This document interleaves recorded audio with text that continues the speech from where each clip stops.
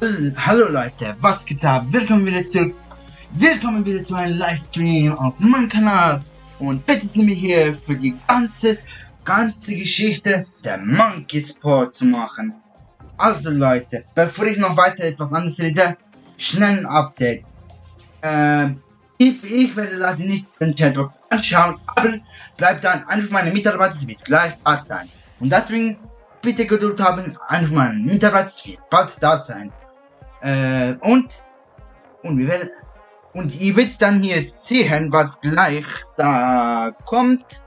Und hoffentlich wird es bald euch Spaß haben. Und dann ja Leute, ich wünsche euch viel Spaß mit der vollen Geschichte der Monkeys Paw. Wir sehen uns am Ende des Geschichte. Dann bis gleich.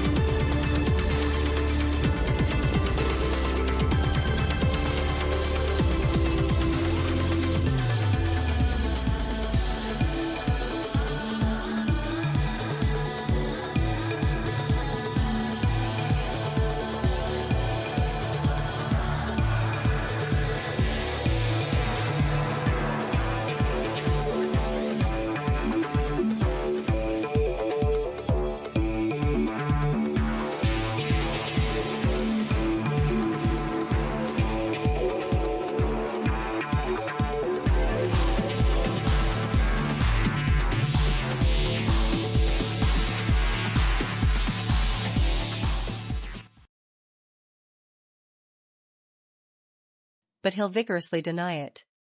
There was a lot you could say about Paw Patrol police officer and squad leader, Chase. You could say he was a natural leader, brave, daring, athletic, popular, friendly, and even childish at times, but he'll vigorously deny it.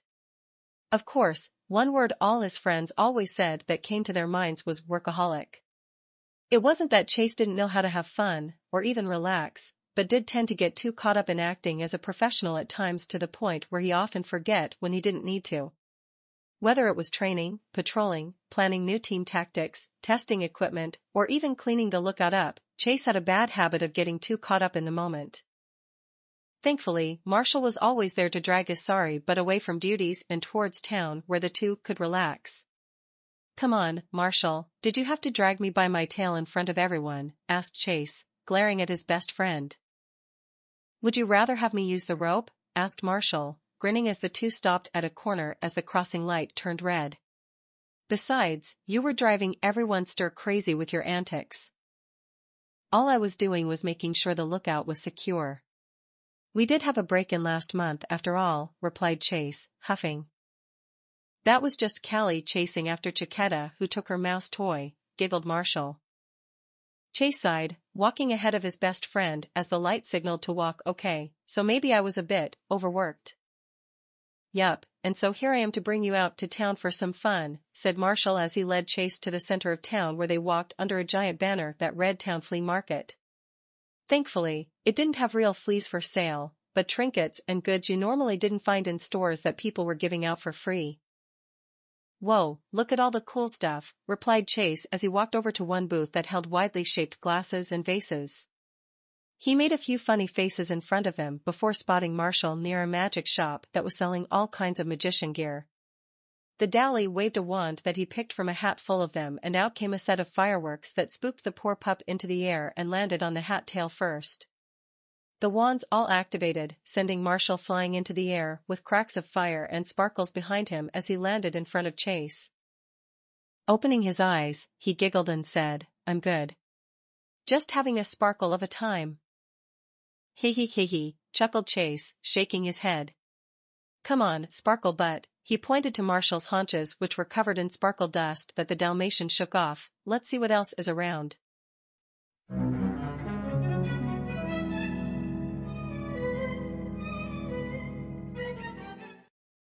The two pups continued onward until they were in the center of the town where Mayor Goodway was handing some balloons to some children before wishing them a good time. She spotted the two pups before smiling at them. "Ah, Chase. Marshall. So nice to see you. How are you enjoying Adventure Bay's flea market?" "It's pretty cool, Mayor Goodway," replied Chase, watching the happy folks pass by. "I've never seen so many booths before." "Well, we've had a few visitors from out of town decide to come in and put up some of their stands. We even have a dog with her own stand nearby," replied Mayor Goodway. "Really? A dog stand owner? We gotta see that," replied Marshall, barking with excitement. "Sure, she's down that way and to the left.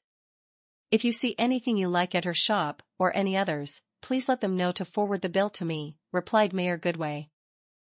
"You don't have to do that for us, Mayor," replied Chase, blushing from such a kind act.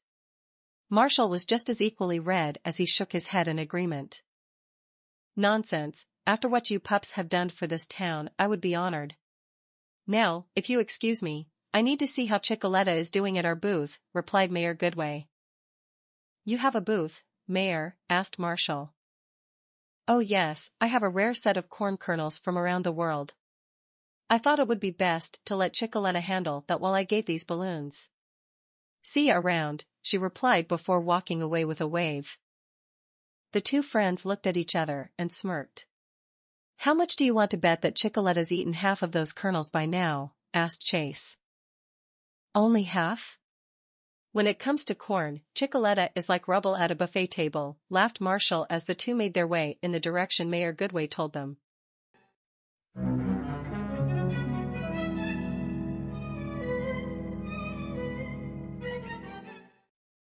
It didn't take them long to discover the booth, and it was quite an eyesore. It was a full-on black tent with purple symbols on it that neither pup recognized. Entering inside, the two found themselves shivering as if they walked into a sudden chill that made it feel 20 degrees colder inside. Unlike the artifacts outside in the other booths, the stuff inside here was creepy. There were strange dolls, china pots that were in various designs, books that were old, moldy, and hands with eyes in them. Their marionettes hanging from strings above. Strange glowing orbs with smoke or lightning in them. Amulets and crowns of Eastern design that looked both heavy and mystical. It was like entering a dark realm of mystery. "Emma, maybe we should leave," replied Marshall, shivering and shaking in the knees. "This place is giving me the creeps." "Why yeah," replied Chase, feeling just as uncomfortable. However, before they could leave, they turned around and jumped in shock upon seeing an elderly English golden retriever with one pale eye staring at them with a toothy grin. Said set of teeth was missing a few too. She wore a purple cloak with a hood covering half her face as she strolled forward as if on smoke. Marshall and Chase looked at each other, both unsure of what to do as the strange elderly dog looked down at them. "And what has fate brought before me today? 2 young pups? Oh, darlings, TSK.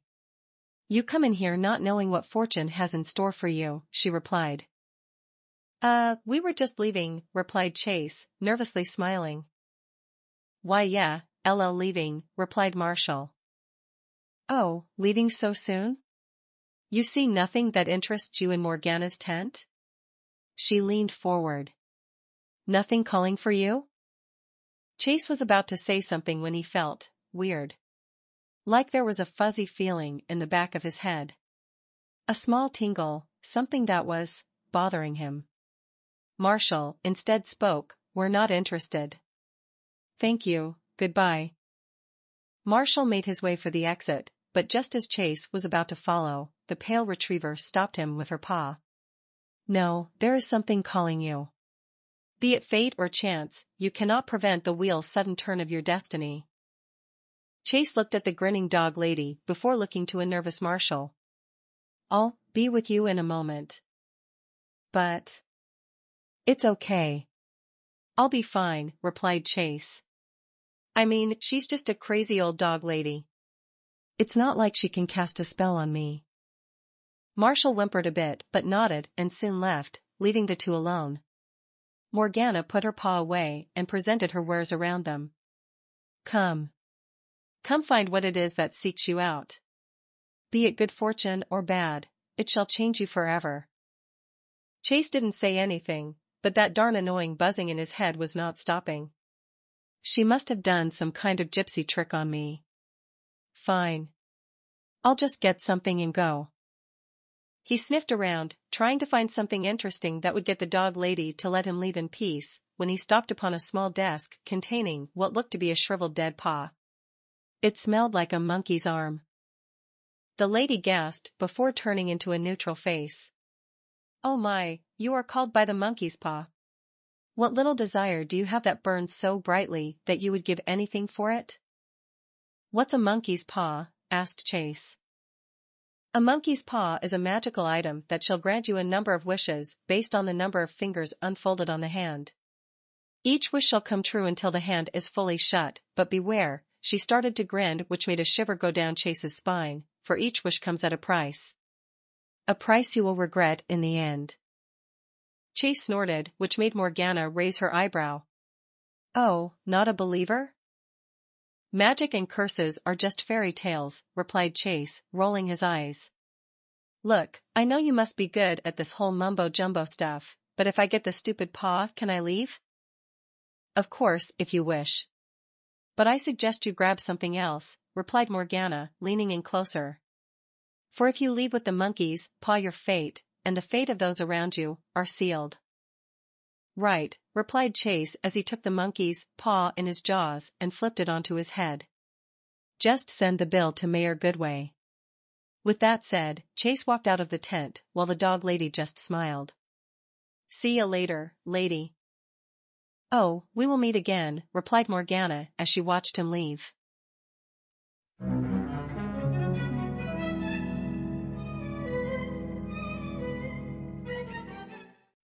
Chase walked out of the tent, glad to feel his sun on his face, when Marshall tackled into him. "Chase. You're okay. I thought she was going to bubble you in a pot and eat you for lunch." "I'm fine, Marshall." "Please get off me," replied Chase as he slowly got up. Marshall noticed the monkey's paw on the ground and sniffed it before sticking his tongue out. "What is that?" "It smells dead." "It's a monkey's paw," replied Chase as he picked it up with his mouth before flipping it on his back. "It's some stupid trinket I had to get. Grants wishes if you wish while holding it, and the fingers fold to tell how many wishes are left. I think I'll just bury it in the backyard for the poor thing to rest." "Sounds good," poor little guy, replied Marshall before the two made their way as far away from the tent as possible. They were about to turn the corner when Marshall gasped and made his way towards another booth nearby. This one was pink and had a big heart on top. Chase raised an eyebrow as he saw Marshall talk to the lady at the booth who was showing the pup various books. Eventually, after a few minutes, Marshall took one and nodded thanks to the lady before returning to Chase. Sorry, I figured I should get something too. What is it? Asked Chase. Blushing, Marshall showed the cover and Chase couldn't help but snicker. 1,000 Ways to Confess to the One You Love? He gave a teasing smirk at his friend. Does Marshy Warshy have a crush on someone? Shut up, replied Marshall, hiding his face behind the book. Look, I like someone. I'm not gonna say who, but I really want to tell them how I feel. I've been trying to for a long time now, and I need all the help I can get. It's most likely Everest. The two of them are close friends, and I think I've seen her wink at him. Chase smiled and put his paw on his shoulder. Just tell them. Look, they'll be glad to have you because you're a good pup. And if they don't like you? Well, then they're idiots. What if I'm not brave enough? Asked Marshall. Come on, you're one of the bravest pups I know, and I think you should go ahead and tell this pup you love how you feel, replied Chase. Marshall smiled at his friend and gave him a friendly nuzzle. What did I do to deserve a friend like you, Chase? Just by being yourself, replied Chase as he and Marshall made their way towards the exit.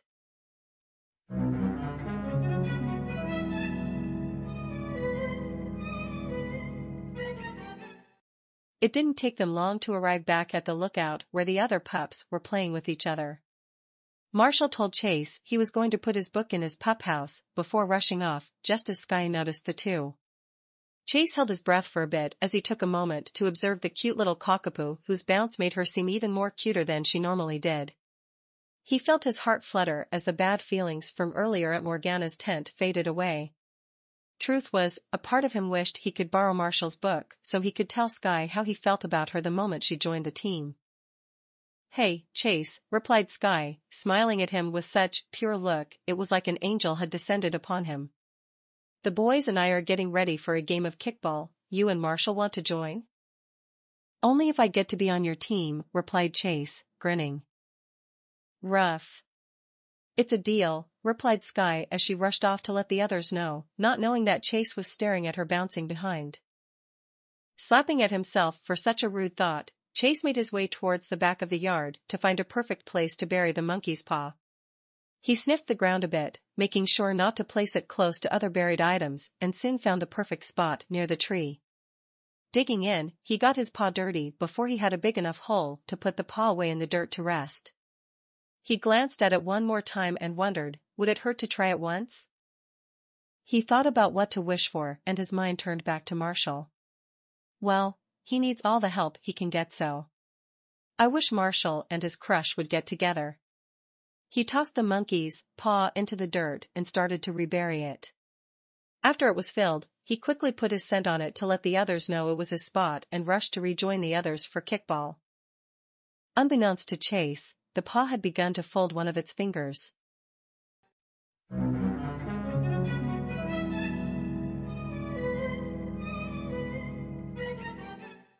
The next day, Chase began his usual morning routine.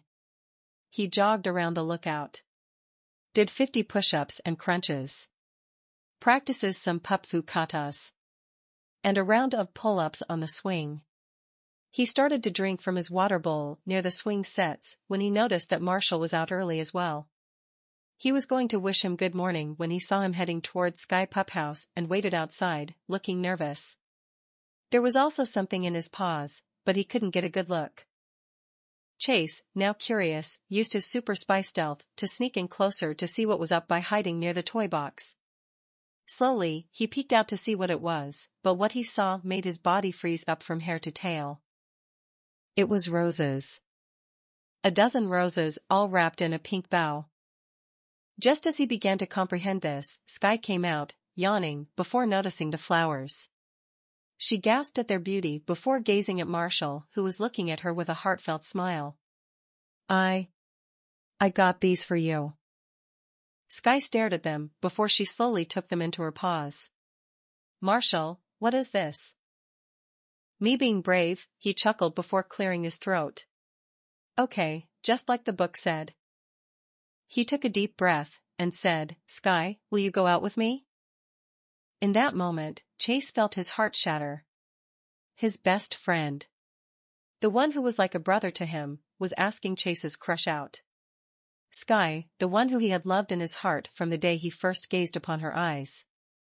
A series of emotions flew through Chase. Shock that the girl Marshall liked was not Everest, but Skye. Horrified that his best friend was doing what he had dreamed of doing for years. Angry that he was even attempting to woo his crush.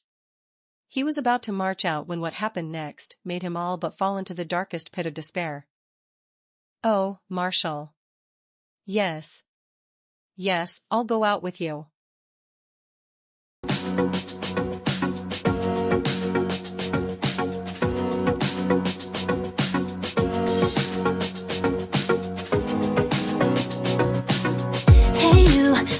Grim today, pull through, there will be a brighter day. So hold your head up high and breathe in deep. I know there's something heavy on your mind. Control is something you will never find. Holding on to something you can carry by your side. When the world came to tear you down, You stood alone and found that there is love all around you. So smile for the people that need to see you smile.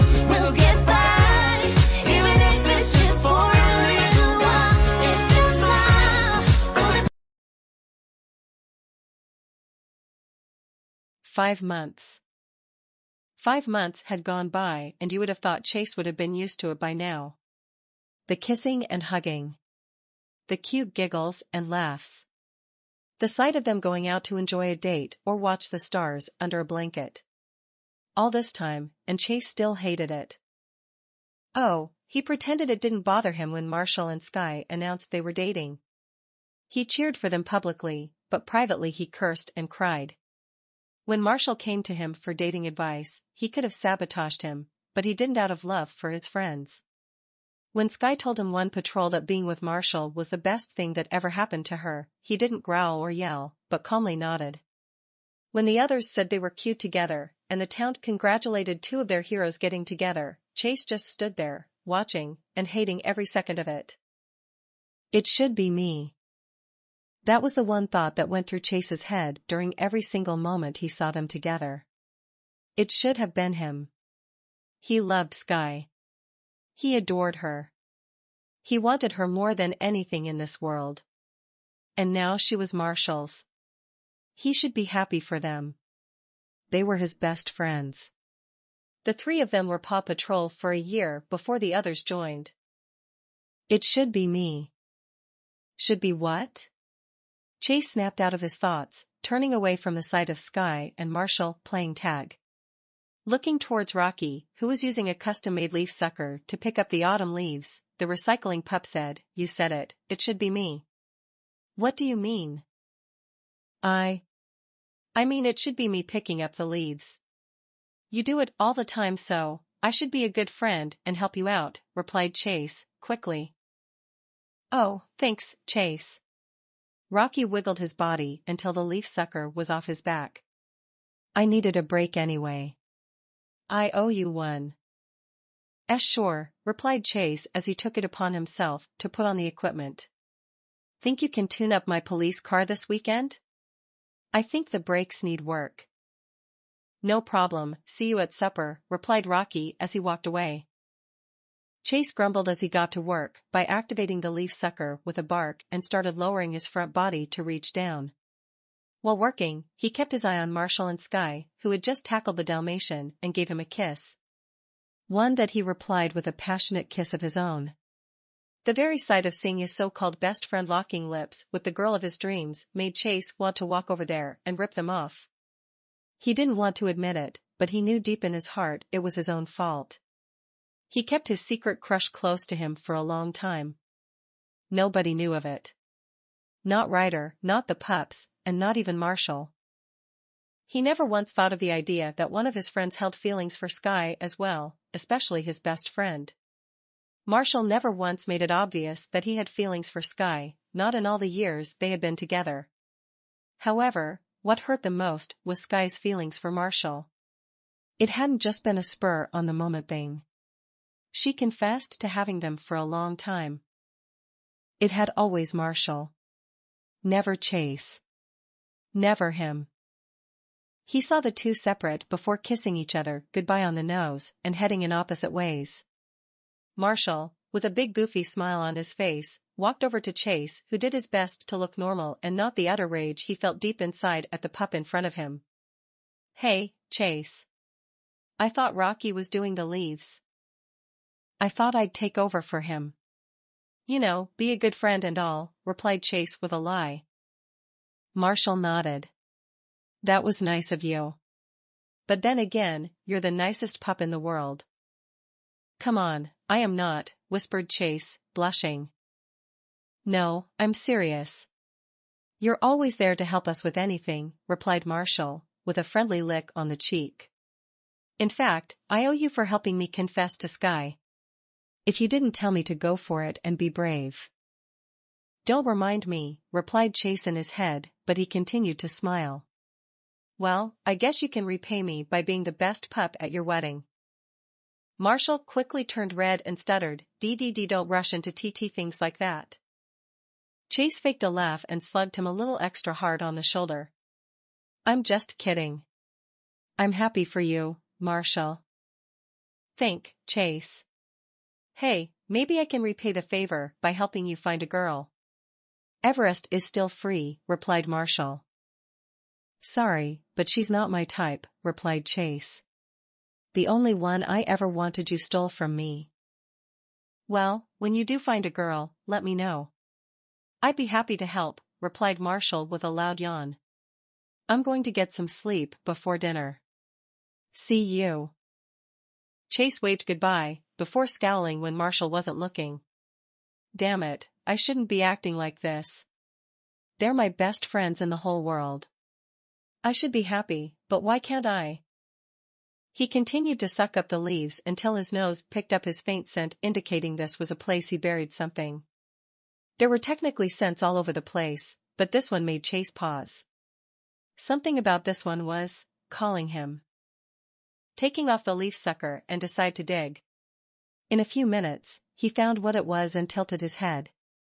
A dead hand? No, wait. He took it out with his teeth and spat it out. "Isn't this that monkey's paw I got during the summer?" He remembered, because it was hard to get the feeling of meeting that old dog that gave him the creeps. "She said something about it granting wishes, but I don't. Wait." Chase paused and looked closely at it. One on the fingers, the pinky one, was folded. "Didn't she say that a finger is folded when you made a wish?" "But I don't remember wish." Eyes widening, he realized he did make a wish while holding it. He wished Marshall would get together with his crush. The next day, Marshall confessed, and Sky returned his feelings. Could it be? Did the wish come true? "No, that's impossible," said Chase, shaking his head. "Wishes don't come true like that. It's just a coincidence." Yet there was a thought in Chase's head. What if this did something? What if it made Marshall and Sky fall in love? Did that mean it wasn't real? If there was no choice involved, doesn't that mean it was forced love? Was it all a lie? He stared at the monkey's paw, torn for what he should do.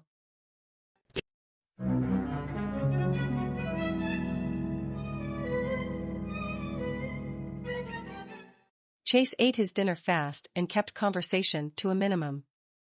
Thankfully, nobody asked questions, and he was able to return to his pup house, saying he was turning in early. When he was sure nobody was looking, Chase ordered the pup house's door to be shut, leaving him alone. He stared at the monkey's paw that he hid inside before eating, wondering if he should use it again or not. Maybe I need to test it out? Give a wish and see if it comes true or not. He could wish for money to help the Paw Patrol pay for better gear and equipment. There was also getting superpowers to become a superhero to fight crime. He could ask for world peace and end all suffering around the world. Heck, I can even wish I was president. Yet the only thing that continued to linger in his head was his previous wish. Could I reverse it? If the magic of the paw brought his best friends together, could it separate them as well? Sky would be free to pursue again, but Marshall would be heartbroken. Do I have a right to do that to my best friend? He's so happy. He closed his eyes, growling. Damn it, what am I thinking? I can't do this. He couldn't. Not to either of them.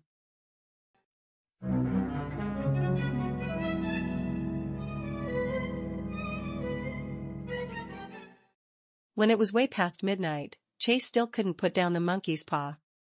It was like it was tempting him to use it in his mind. No matter what wish he wanted to do, all that went into his head was the idea of splitting Marshall and Sky apart. Deep down, he wanted to do it. However, he knew this was wrong in every level. Deciding to get some air, he put the monkey's paw down and decided to walk around the area for a bit. The moon was shining above his head as the sounds of his friends, snoring blissfully in their dreams, echoed in the area. He walked down to where the small pier they had was, only to see two figures already there. He quickly hid behind a bush and narrowed his eyes, focusing on the two figures that were none other than Sky and Marshall. He quietly sat there, watching them watch the sea before them. It's beautiful, replied Sky, sighing. Watching the moonlight water always makes me relaxed. It's even better having a beautiful pup like you to watch it with, replied Marshall, allowing Sky to nuzzle him. Hey, Sky? Yes, asked the cockapoo, tilting her head. Why did you fall in love with a pup like me? Asked Marshall, rubbing his neck. I'm not exactly the bravest or the most balanced. Heck, I'm a nerd in some ways. Why didn't you fall for somebody like Chase? Sky paused in her thoughts before replying. To be honest, I kinda did have a thing for Chase early on. Chase's eyes widened. But it didn't seem like he was interested, replied Sky before smiling at her boyfriend. So, I turned my attention to you. Plus, there are some traits you have that Chase doesn't. How? Besides pup foo and running, Chase is better at me in everything, replied Marshall, tilting his head. He doesn't have the kindness that you give, replied Sky, smiling. While Chase is passionate about being a leader and keeping people safe, you're passionate about keeping people happy and helping others outside of duty. You also have a smile that he doesn't. Sky sighed. I'm sure under Chase I would be happy, but I think with you I would be happier. Sky, replied Marshall, smiling. I actually didn't think I could confess to you if it wasn't for Chase. He's a great friend. Yeah, he is, replied Sky, looking at the moon. I'm glad he helped us get together. We really owe him one.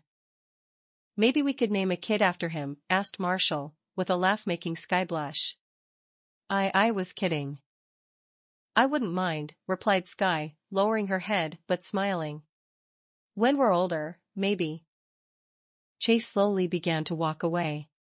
He didn't want to hear Marshall, embarrassing talking about how early it was to think that. Or how Sky was just teasing him. He walked over back to his pup house and held out the monkey's paw in his paws.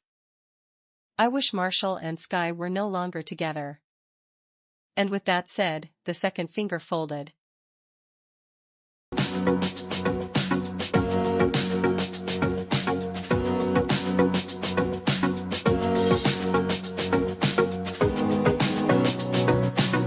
Hey you, look kinda grim today. Pull through, there would be a brighter day.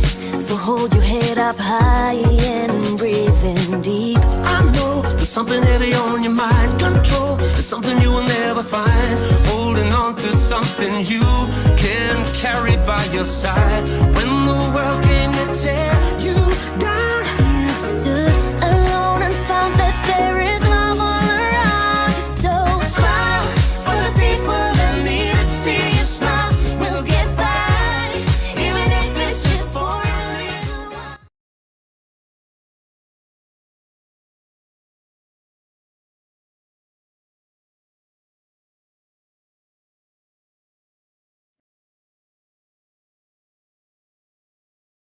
It had been 2 days since Chase made the wish, and he was staring to wonder if he really was just kidding himself. Nothing indicated that Marshall and Sky were having relationship problems. No sign of one or the other losing interest. They were still happy as can be. I knew that thing was a bunch of baloney, thought Chase, as he stared at the couple playing tug-of-war against Zuma and Rubble. Maybe I should just accept the fact that I'm never gonna have Sky. Hey, Chase? You alright? Asked Rocky, walking over towards the police pup who grumbled a hello. You seem really grumpy today. Everything okay? I'm fine, replied Chase, closing his eyes. I just didn't get enough sleep last night. Well, if you're sure, replied Rocky, shrugging as he started to walk away before he paused and sighed. Does this have anything to do with Marshall and Sky being together? Chase's eyes went wide open as he slowly turned to Rocky, who was giving him a look that said, "Don't lie to me." The German shepherd opened his mouth to deny it but sighed and whimpered.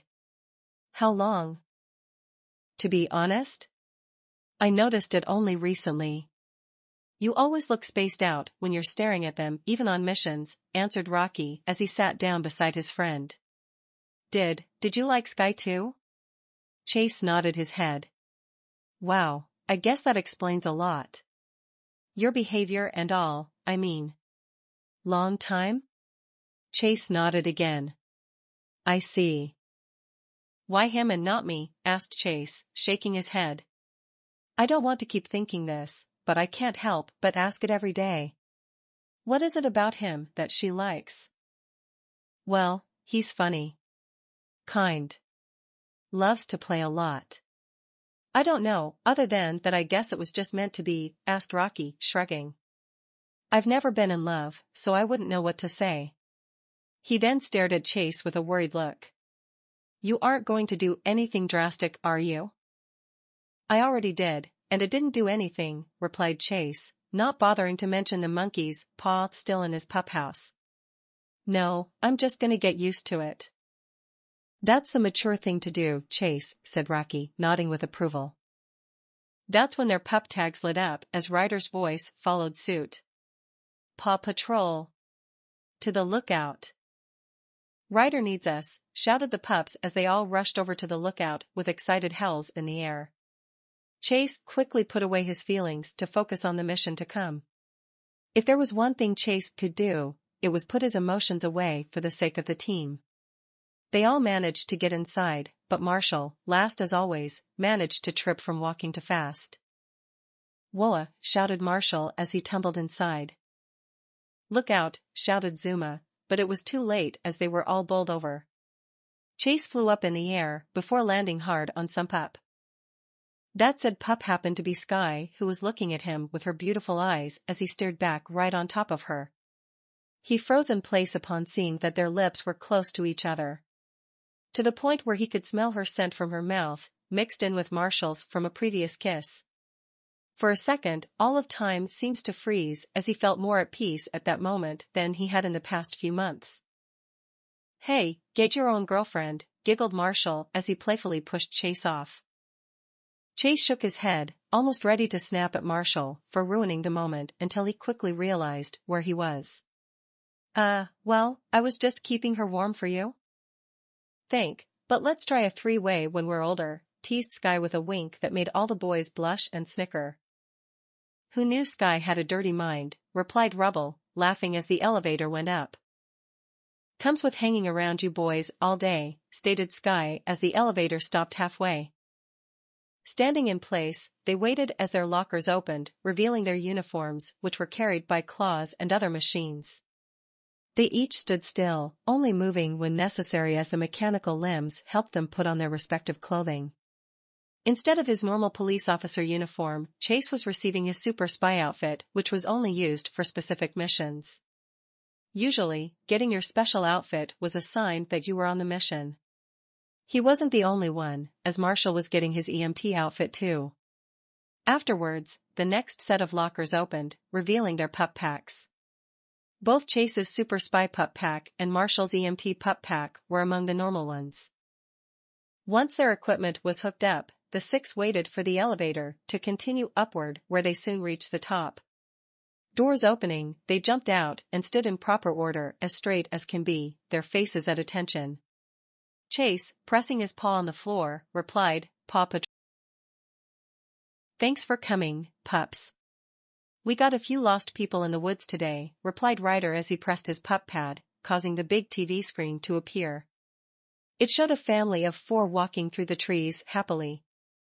A family by the name of Johnson was taking a nature walk when they came across a bear. An angry bear suddenly appeared in front of the family, and they all scattered in different directions. The 4 of them fled, but they got separated along the way.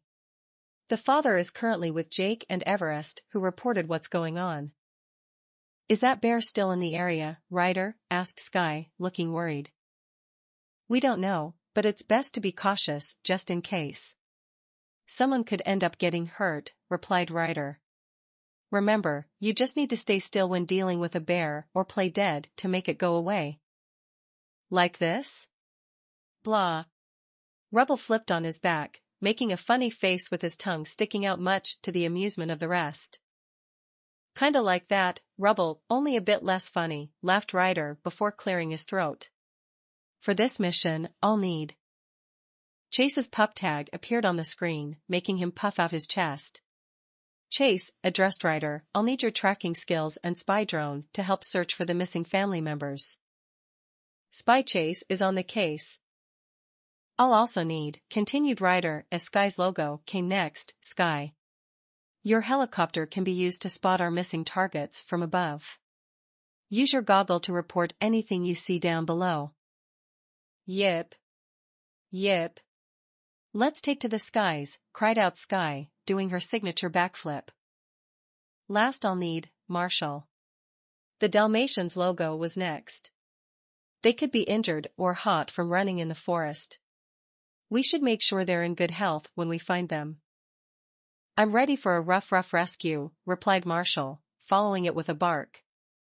"Everest and Jake will also be helping in the search, while the rest of you pups stay here in case you're needed." "All right, Paw Patrol is on a roll," shouted Ryder as he rushed towards his pole as the others barked in excitement. Once he was down the sliding pole, Chase, Marshall and Sky all rushed towards the slide in proper order. Chase, howling as he slid down, watched as his spy cruiser switched with his police cruiser from a hidden platform below, and placed in front of the slide. Jumping in the air, he landed in the seat and activated vehicle mode, allowing him to switch his pup house to his spy cruiser. Driving to the side, he watched as Marshall, slipping into his fire truck as always, and Sky landed in their vehicles. Sky quickly took to the skies, while Marshall went left, and Chase went right, following Ryder on his ATV as they went across the bridge towards the direction of the forest.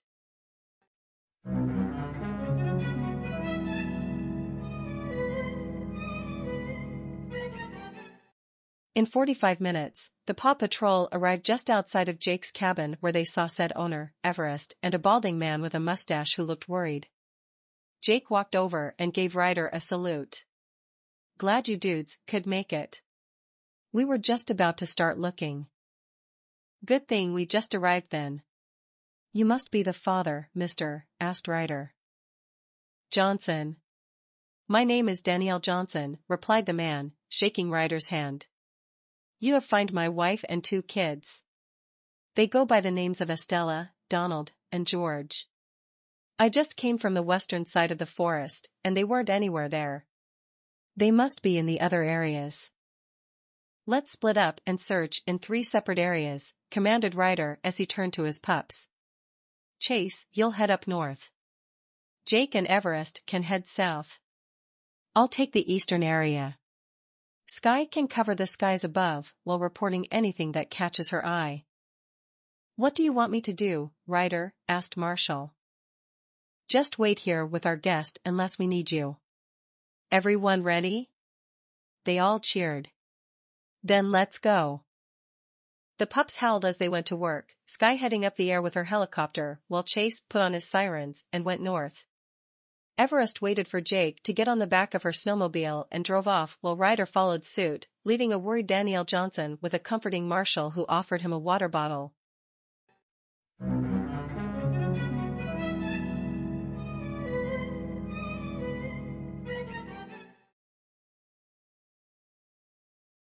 20 minutes had passed, but Chase had found no sign of the missing family members. Only one of them had been found in the past few minutes by Everest and Jake, who found one of the lost boys, Donald, calling for his parents. Already, they were heading back to Jake's cabin for Marshall to look at him to make sure that he wasn't hurt or dehydrated. Sniffing the air again, Chase tried to get a scent of humans, but there was nothing to go on. Ryder. I spotted the mother. She's just about a mile away from you to the left. Looks pretty tired too, replied Sky on their comm channel. Nice work, Sky. I'll head there soon. Chase, anything on your end? Asked Ryder. Negative, Ryder, sir, replied Chase. I'm going to activate my drone and see if I can cover more ground that way. He pushed the brake pedal to a halt and jumped out of his spy cruiser. Heading to the back, the truck opened to reveal his drone operation controls. After activating his password, he pressed the on button. Rough. Drone. His spy drone shot out of his vehicle and flew into the forest with the speed of a hummingbird. The drone's camera streamed everything it saw to Chase's video screen. Using his controls, he had the drone easily sweep past the trees and under bushes for any sign of the missing boy, George. He soon noticed something out of the corner of his eyes and pulled the camera to the left to see a hunched figure near a tree. Zooming closer, he saw a little boy in hiking gear, holding his knee with tears in his eyes. Got him, cried out Chase as he activated his pup tag. Ryder, sir. I found George. He looks hurt though, so you better send Marshall out here. Good work, Chase. Did you hear that, Marshall?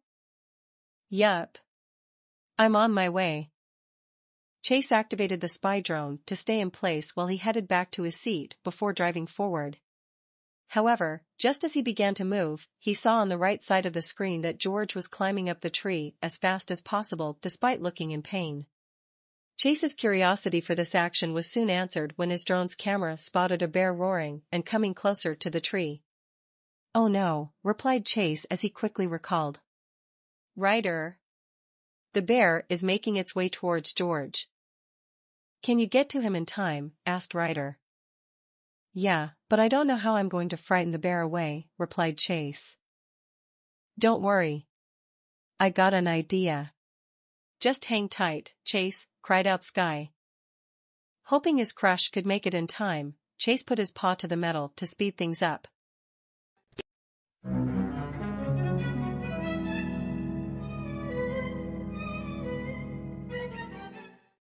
It didn't take long for Chase to arrive where the bear and George were.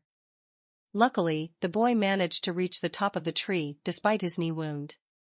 Chase managed to get the bear's attention thanks to his sirens, but now was facing the said beast which was growling at him. Thinking quickly, Chase barked, net. Activating his net launcher, it fired a shot and it landed on the bear, who roared in anger while trying to shake it off. Sky? You coming with that plan? Asked Chase, knowing his net wouldn't hold the bear off forever. Right on your six, Chase, said Sky, just as she flew overhead. Her chopper claw was already activated and carrying something. Using his goggles, Chase was able to zoom and notice it was a beehive. Wait, if that's a beehive. Where are the... Oh. Not too far from Sky, right behind her tail, was a swarm of bees trying to chase down their lost honey. And release, shouted Sky as she let go of the hive. Bombs away. Just as the bear managed to get the net off, it felt something smack its head from above, before tasting an all too familiar sweet taste. However, before he could enjoy it, the sting of a dozen angry bees, followed by even more of the swarm, caused him to yelp in pain. No longer caring about anything else, the bear ran away as fast as he could with the swarm of stingers behind him.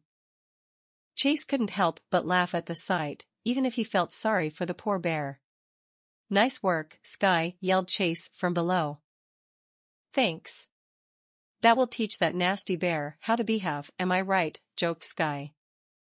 Hey, I thought I was supposed to do the bad jokes, said Marshall as he drove up behind Chase.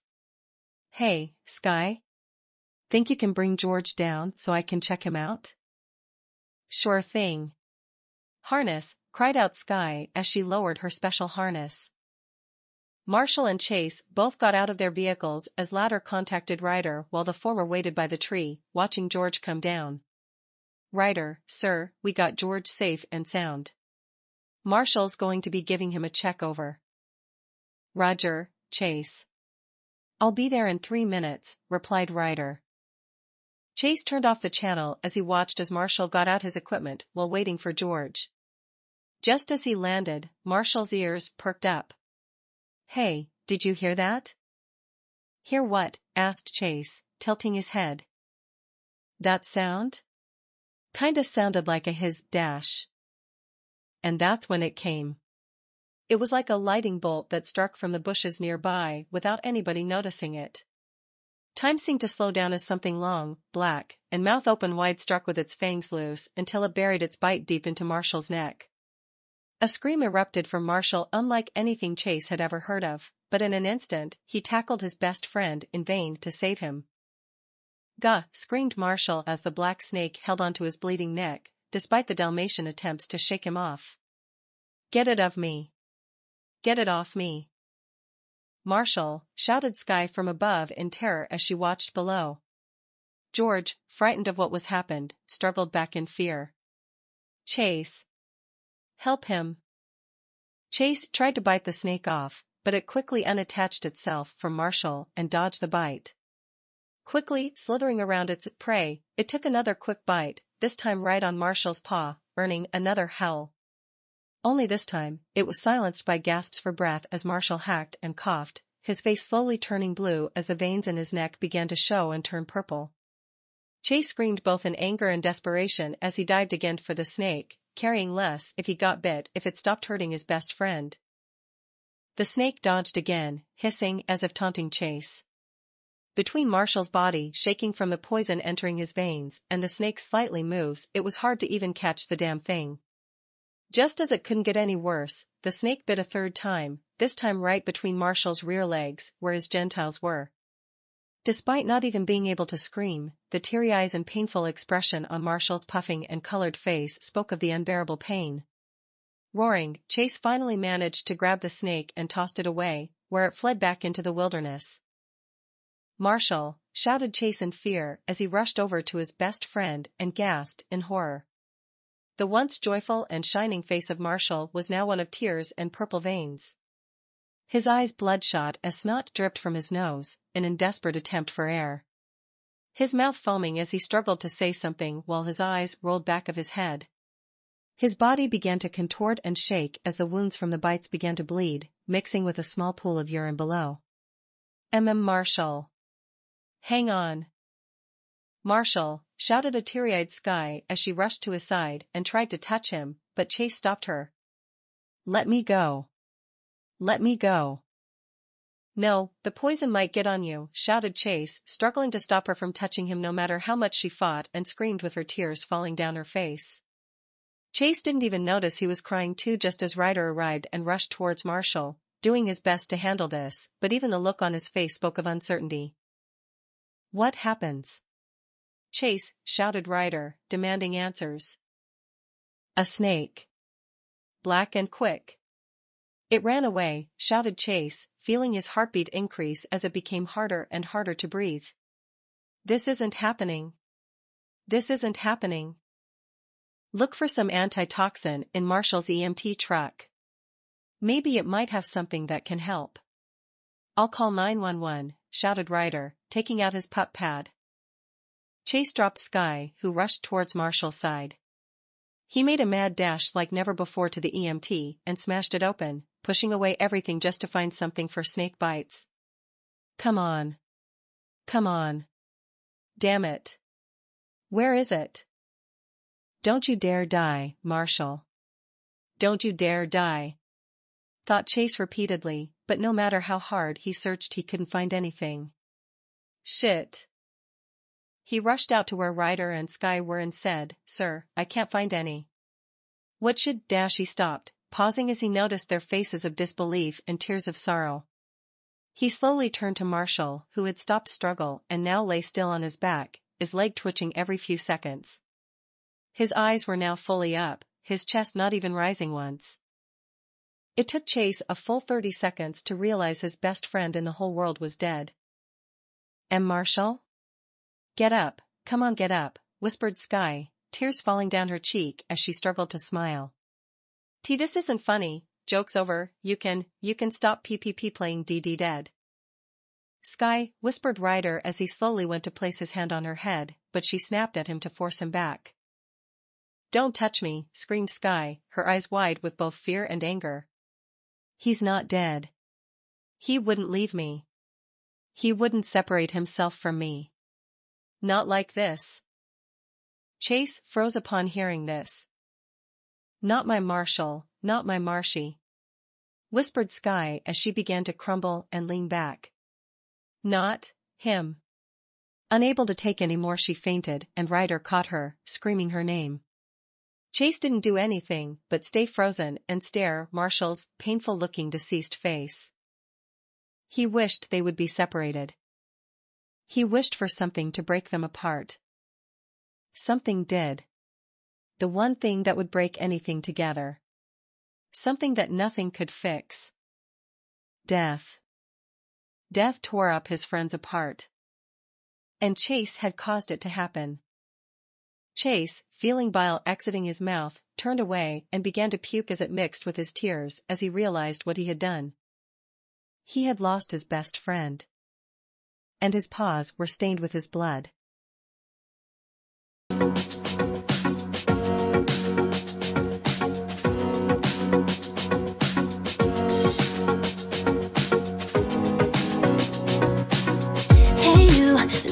Grim today, pull through, there would be a brighter day.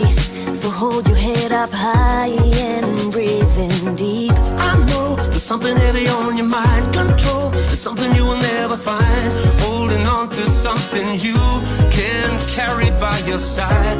When the world came to tear you down, you stood alone and found that there is love all around you. So smile for the people that need to see you smile.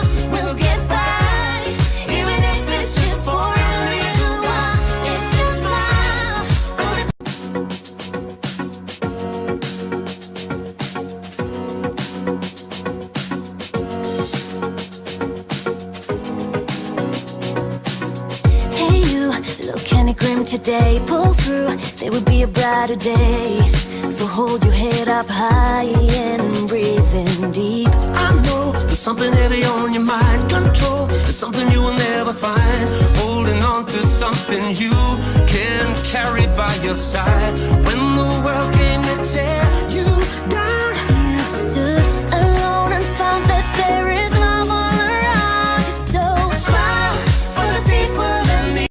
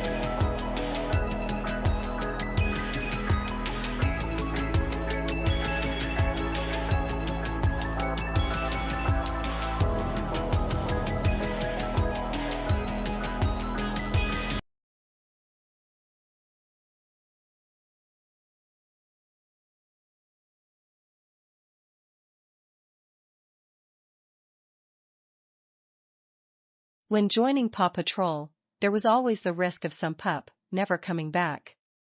After all, when you went into fires, dangerous locations, fought criminals, dealt with storms, and such other dangerous tasks, there was always the thought of being killed. Ryder had always made sure each of the pups were sure about joining this dangerous and risk-taking group, even at the cost of their own lives, and every one of them said yes. However, after such a perfect record and no losses of life, the idea that one of them could die never struck them for a moment, until it finally happened. Nobody, pup or human, could believe it. Everyone thought it was a prank, but it soon became clear and the news spread throughout Adventure Bay. Marshall was dead. Not by a fire, like other fire dogs before him, but by a snake. A random snake that came out of nowhere. The day after it happened, it was ID to be a black mamba snake, which was endemic to parts of sub-Saharan Africa. One of the deadliest snakes in the world, whose bite was said to kill a human in 30 minutes or less. A pup literally had no chance with a single bite, let alone 3. Everyone wondered how such a deadly and rare snake could be in Adventure Bay's woods when they weren't even close to such a place. Regardless, it didn't change the fact that Adventure Bay had lost one of its most beloved heroes, and the Paw Patrol lost one of their own. The pups all took the news as expected with tears, hugs, and screams of denial, but each handled grief in their own way. Rocky stared at the now empty pup house that had been decorated with flowers, stuffed animals, pictures and candles from those wishing to give their sympathies. He would stare at from dawn to dusk, sometimes crying, sometimes saying nothing, but never moving from his spot. Zuma and Rubble, the youngest ones, never left Ryder's side. Often falling into moments of crying, the two need their father figure to hold them for comfort, or one of the older pups. Zuma would sometimes cry out Marshall's name in the middle of the night while having a nightmare. Rubble had hidden all his Apollo stuff due to it reminding him of Marshall, who was the second biggest fan next to him. Everest, despite having seen death before in the Arctic, was also heartbroken over Marshall's death. She tried to be the adult and stay strong, but one night she broke down and held a mournful requiem below the glowing moon. Tracker, who had seen death as well, offered his prayers and even mentioned that the monkeys in the jungle carved a statue for Marshall in his honor due to Mandy's remembrance of him. Yet no two pups had it harder than Chase and Sky. Sky had been numb the first day, then endlessly crying the next, before shutting herself from the world in her pup house. She barely ate or slept, only coming out to help Ryder with the funeral preparations. The sight of her made all the pups feel for her, as it was clear that losing her boyfriend broke something inside of Sky. No longer did she yip around, flipping, or even speaking with that joyful passion she always had. It was like a part of her died with Marshall, and the rest was slowly dying within her. Meanwhile, Chase buried himself into making sure Marshall had the best funeral Adventure Bay ever had. Working with Ryder, with help from the townspeople, he spent every day either looking after the pups, or working to make the funeral as perfect as could be. Anything for his best friend. Anything for his brother. However, when the night came, and there was no work to be done, everyone in the lookout could hear Chase sobbing his heart out, crying out Marshall's name. Nobody said or did anything, mostly to respect Chase's pride, but they knew he was devastated by their loss. Yet, they didn't know the whole story. I killed him, thought Chase. The same thought that he had for the past 4 days. Rubbing his tear-soaked eyes, Chase looked at the photo of him and Marshall at Paw Patrol's first anniversary. It was when the two promised to be the best friends and rescuers until the very end. And I betrayed him. I got him killed. I wished it to happen. Chase had all but thrown the monkey's paw into the ocean when he came home. He cursed it. He cursed the gypsy dog. He cursed his wish, but he cursed himself the most. Every single moment he was awake, he could only hear the cries of Marshall screaming in pain while Sky pleaded for him to save the Dalmatian. At night, he saw the last moments of his best friend's life, before his very eyes over and over again. There was no denying it now. The monkey's paw was real. Chase's wish had come true, but not in the way he wanted. He never wanted Marshall to die. He never wanted anyone to get hurt. He wanted Sky, but his feelings were nothing compared to the friendship he had with Marshall. It's all my fault. I'm a murderer. I killed my best friend. Chase wanted to confess everything, but what proof did he have? Nobody would believe him. No court would convict him. He was going to carry this sin until he himself died and was judged for killing his best friend out of jealousy. Chase even thought of ending his life right now, but he couldn't do that to the team. They already were suffering the loss of Marshall. With nothing else, Chase put everything into making Marshall's funeral as perfect as it could be. It was the only thing he could do for penance, as tomorrow he would say farewell to his best friend.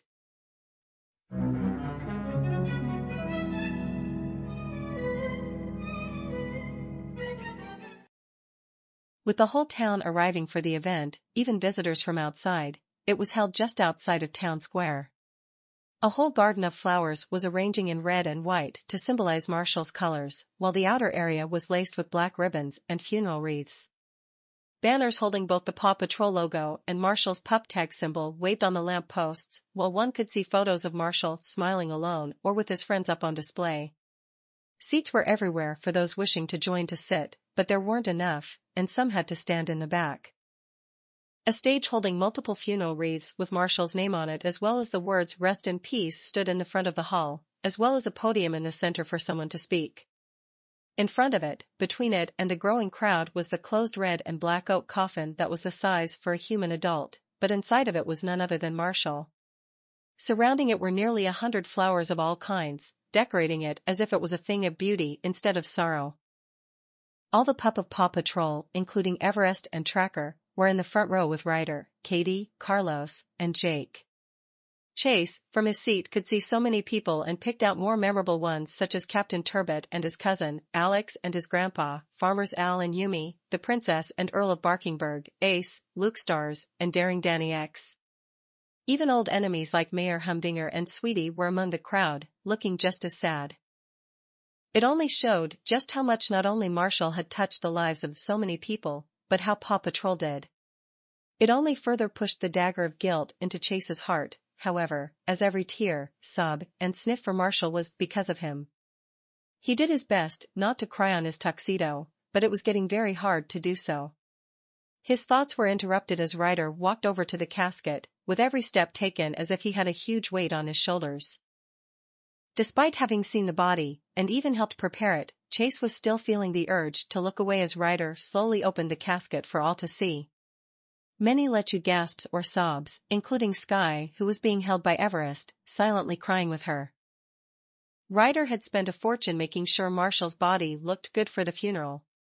It was so clean that it was hard to believe that he once had a purple face while in a pile of blood, saliva, and urine. Katie had groomed him to look like a prince as he lay inside the white velvet cushions, his head resting on a large blue pillow. Some of his favorite toys and tools, like his teddy bear and pup tag, were placed around him as well as flowers.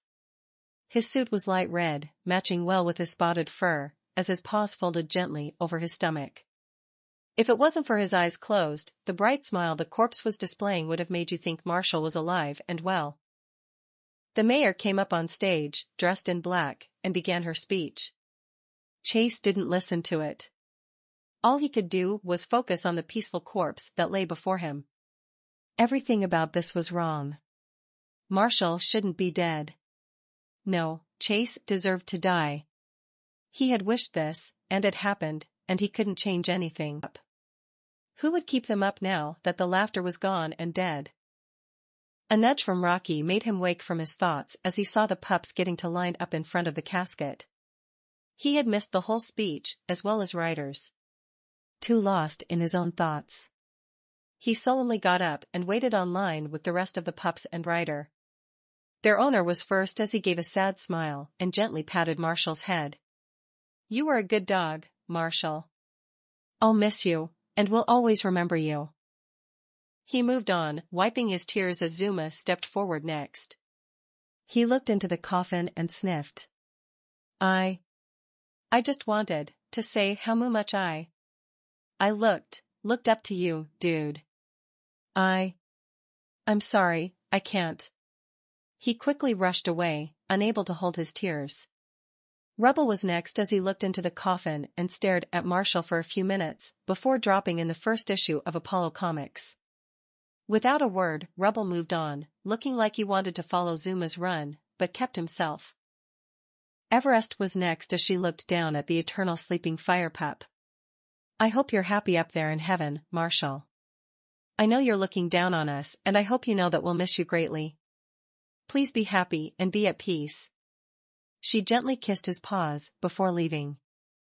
Tracker was next, leaving a rose to lay in the coffin before muttering what sounded like a prayer in Spanish. When he was finished, he bowed his head, did the sign of the cross, and left. Rocky followed by sadly looking at his friend and lowering his head. I don't really think there is an afterlife, but if there is one, I can think of no pup who deserves it more than you. He rubbed his eyes. I'll miss you so much, Marshall. I thought of you as one of my best friends. I just wish we had more time together. He looked at Sky and gave her a hug before letting her step forward. With tears streaming down her eyes, all Sky could do was look at the pup she loved with all her heart.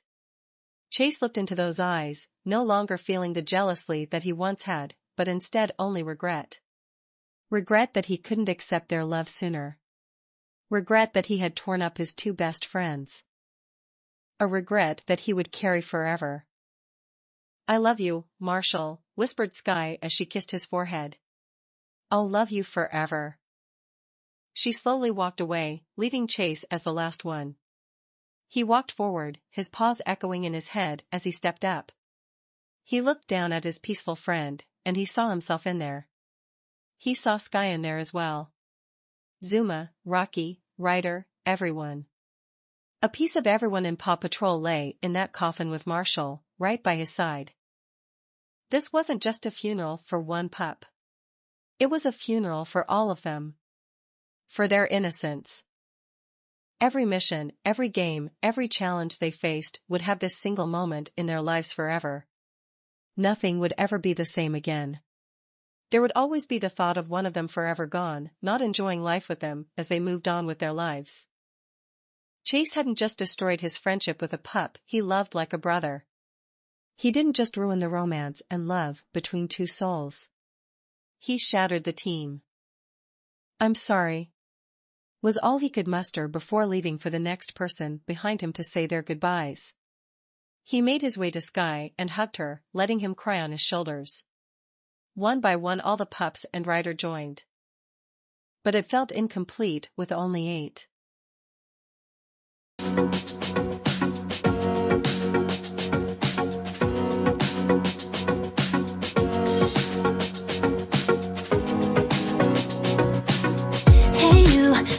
Grim today, pull through, there would be a brighter day. So hold your head up high and breathe in deep. I know there's something heavy on your mind. Control is something you will never find.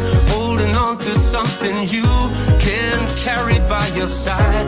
When the world came to tear you down, You stood alone and found that there is love all around you. So smile for the people that need to see you smile.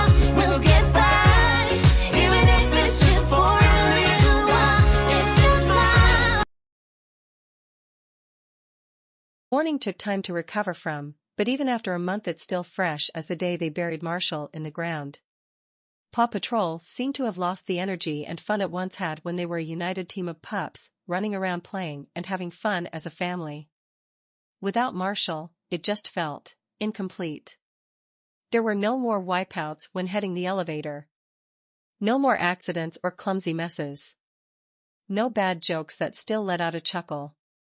Even just staring at Marshall's empty house just seemed too much to look at before letting a tear out.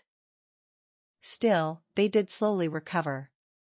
They smiled here and there, played a bit, and even did rescues without Marshall around.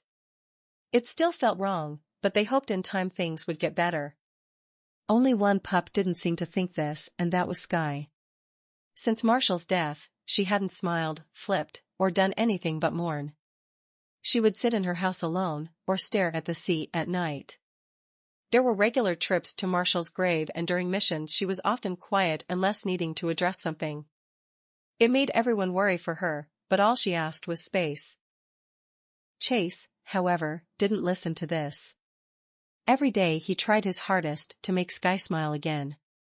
He was always by her side, trying to talk to her, and sometimes she responded. He gave her extra treats, did favors, and even took care of her when she was sick one time.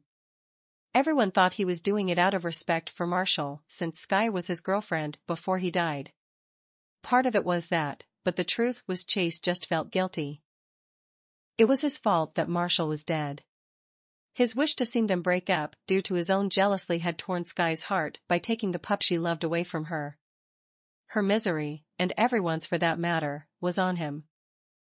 Today, Sky had shown interest in a movie and Chase bought the tickets and food for them to share. He suggested the others come too, but they weren't interested in a romance flick. Throughout the film, Chase saw Sky in full attention, most likely imagining herself and Marshall as the couple who struggle through hardship and deceit to have their happy ending. At the end he heard her whisper, "Why couldn't we have had that, Marshall?" They walked home in silence until they got home late. Sky thanked Chase for his generosity before leaving him to head to her house. Chase just sighed and walked to his own pup house, head low in defeat. Waiting for him was none other than Rocky, who looked at Chase with pity. "I take it didn't help?" "No," answered Chase as he stood up. If anything, she seemed to ache for him more. "Ryder's been thinking about getting her counseling," replied Rocky. "She'll refuse," replied Chase, shaking her head. "I've tried to get her to talk about it." "We all have." "If she won't open for us, what makes you think she'll open up to a stranger?" "Well, she's got to move on," shouted Rocky, stomping his paw. "I miss Marshall too. Hell, I'd give anything to have him spray me with water one more time, but we can't keep mourning like this." "Will we ever be over it?" asked Chase, closing his eyes. "Zuma still gets nightmares. Rubble's still sleeping at Ryder's beside. Even Ryder stares at Marshall's photo at night when he thinks nobody is looking. He looked at his own paw. The paw that held that monkey's paw that murdered his best friend. "I can't stop wonder what ifs," and Sky looks half a second ready to break or rage against the heavens. He looked at Rocky and tilted his head. "How are you able to get over this so quickly?" "Because if nobody does, then we're never going to be happy again," whispered Rocky, shaking his head. "Look, nothing can't bring Marshall back. We all know this, but do you really think he would want us to be miserable like this? I'm trying the best I can to help the others, but you've only focused on Sky? Why not Zuma and Rubble?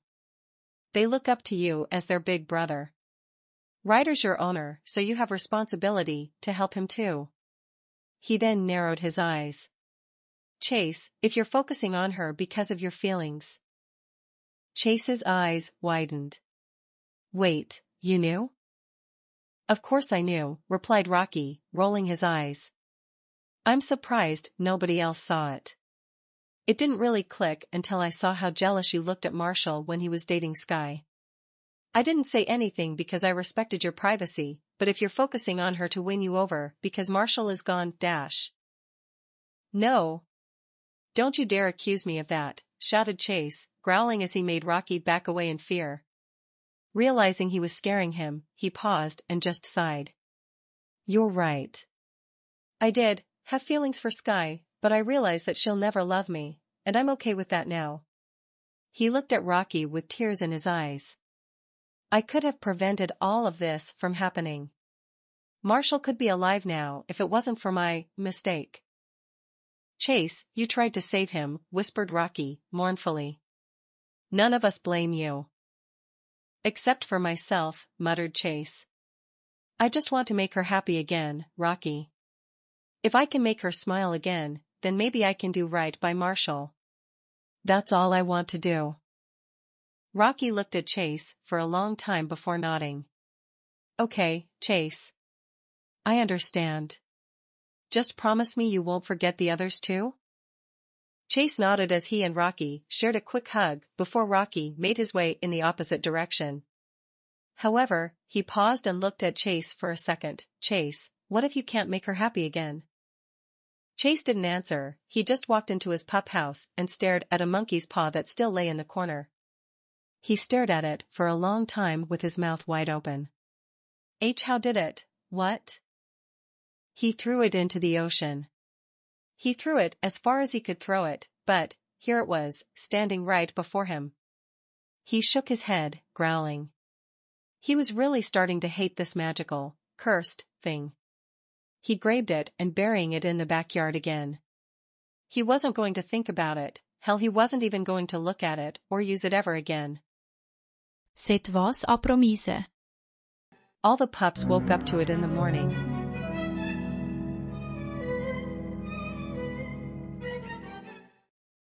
All the pups woke up to it in the morning. It was soft at first, but then it grew louder and louder until everyone in the lookout could hear it. Getting up, the 4 boys walked over to the front door where they saw something that made them freeze with their eye wide open. They had seen Sky angry before, and it was never pretty. One time, she got so angry at a prank Zuma and Marshall did that she peed in their water bowls and forced them to drink it. Yet this wasn't just anger they were seeing, but full-on ballistic rage. All directed at Ryder, of all people, who looked just as upset. The 4 of them looked at each other with dropped jaw expressions. None of them had ever yelled at Ryder before. Not once. They sometimes felt upset on something, but they were always respectful. However, this time, Sky wasn't holding back and her insults and cursing at Ryder were at a maximum volume. Some of the words made the older ones like Chase and Rocky gulp while the younger ones were too confused about what was going on. Finally, Sky stomped out of the door, but turned around and screamed at Ryder. And if you do it, Ryder, I'll fucking quit. You can kiss my ass goodbye 'cause I will leave. I fucking mean it. She glared at the 4 of them and shouted, get the fuck out of my way. They did as they were told as let her stomp off. The 4 of them were left there, stunned, as they slowly turned to Ryder who just shook his head and sighed. He walked over and looked at the 4, knowing they wanted answers. Sky needs some space. What the heck was that about? Shouted Zuma in both disgust and awe. Why did she yell at you like that, Ryder? Yeah, she was acting like a complete butt, shouted Rubble, frowning. She's normally so nice, what happened? Ryder sighed and rubbed his forehead. I was going to tell you a week from now, but I guess I can't keep it any longer. He took a deep breath and said something that made all the pups freeze. I'm thinking of getting a new fire pup. You're replacing Marshall, asked Chase, muttering the words yet feeling his heart slowly break. In hindsight, he should have seen this coming. They needed a fire pup. They couldn't keep doing Marshall's job forever. If they got a new pup, it would really mean that Marshall was gone. Someone new would take his place. Live in his home and live with them. Suddenly, Sky's anger all seemed to make sense. I'm not replacing Marshall, replied Ryder as he hugged his 4 whimpering pals. Marshall will always be a part of our family, even if he isn't here. But we need to be at our full strength for the town and anybody who needs our help. Sky found out from the papers on various dogs I've looked into who might be able to fill the position, and she wasn't happy. I can't really blame her, replied Rubble, looking down. I don't want him to be replaced either. He closed his eyes and nodded. But I understand we have to. Ryder gave a sad smile. Look, we're still a team. I won't do this without you, but we need to do this. Maybe it might help us move on, and it would give you pups a new playmate. He stood up and rubbed the back of his head. I'll go make breakfast. I'll talk to Sky later when she's calmed down. Please, give her some space, guys. The pups just stood there as Ryder left. Silent as they tried to process what they had just learned. It's really happening, huh? Asked Zuma, getting their attention as tears dripped down his face, yet he still held a smile. Marshall's gone. He's not coming back. We're going to live the rest of our lives without him. He wiped the tears, but they kept coming. We're going to get a new pup, a new fire pup. He just walked away, sobbing as he did. Rubble and Rocky didn't say anything, but they followed him. Chase, however, went the other way towards where Sky was.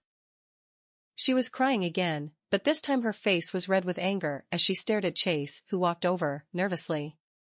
"What do you want?" "I just..." "Sky, look. Oh, will you just leave me alone, Chase?" shouted Sky, getting up in his face. He backed up a bit as she continued, "You think you can just make this better? Well, you can't. Marshall is dead. Gone forever. And Ryder's going to replace him with some new pup who will never replace him in my eyes. I mean it, Chase. I will leave. I'll just go somewhere, and I don't care where. I wish he never died. I wish." She growled and glared at him. "I wish the snake bit you instead of him. I wish you were dead instead." She turned away, heading into her pup house, as Chase stood there in silence. After what seemed like a full 10 minutes, Chase made his way back to where he buried the paw. He dug it up and walked back to his pup house, holding the thing. He knew this was wrong. It brought nothing but trouble, but maybe just one more try? Taking it in his paws, he muttered, "I wish Sky was happy again." And the third finger folded.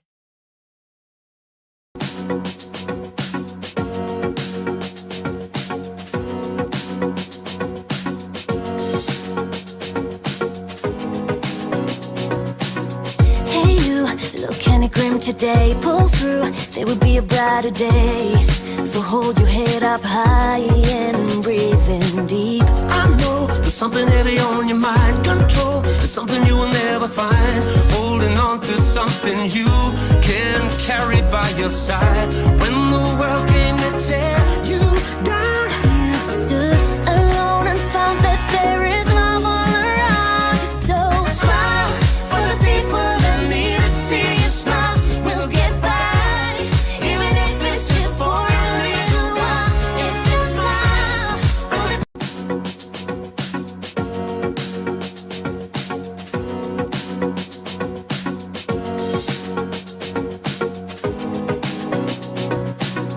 Hey you, look kinda grim today. Pull through, there will be a brighter day. So hold your head up high and breathe in deep. I know there's something heavy on your mind. Control. Chase didn't know if the effects of his wish were going to happen over the course of the next few days like his second one, or immediately like his first. He could only hope it was the latter. He saw the seriously look in Sky's eyes as she threatened to leave them should they get a replacement for Marshall.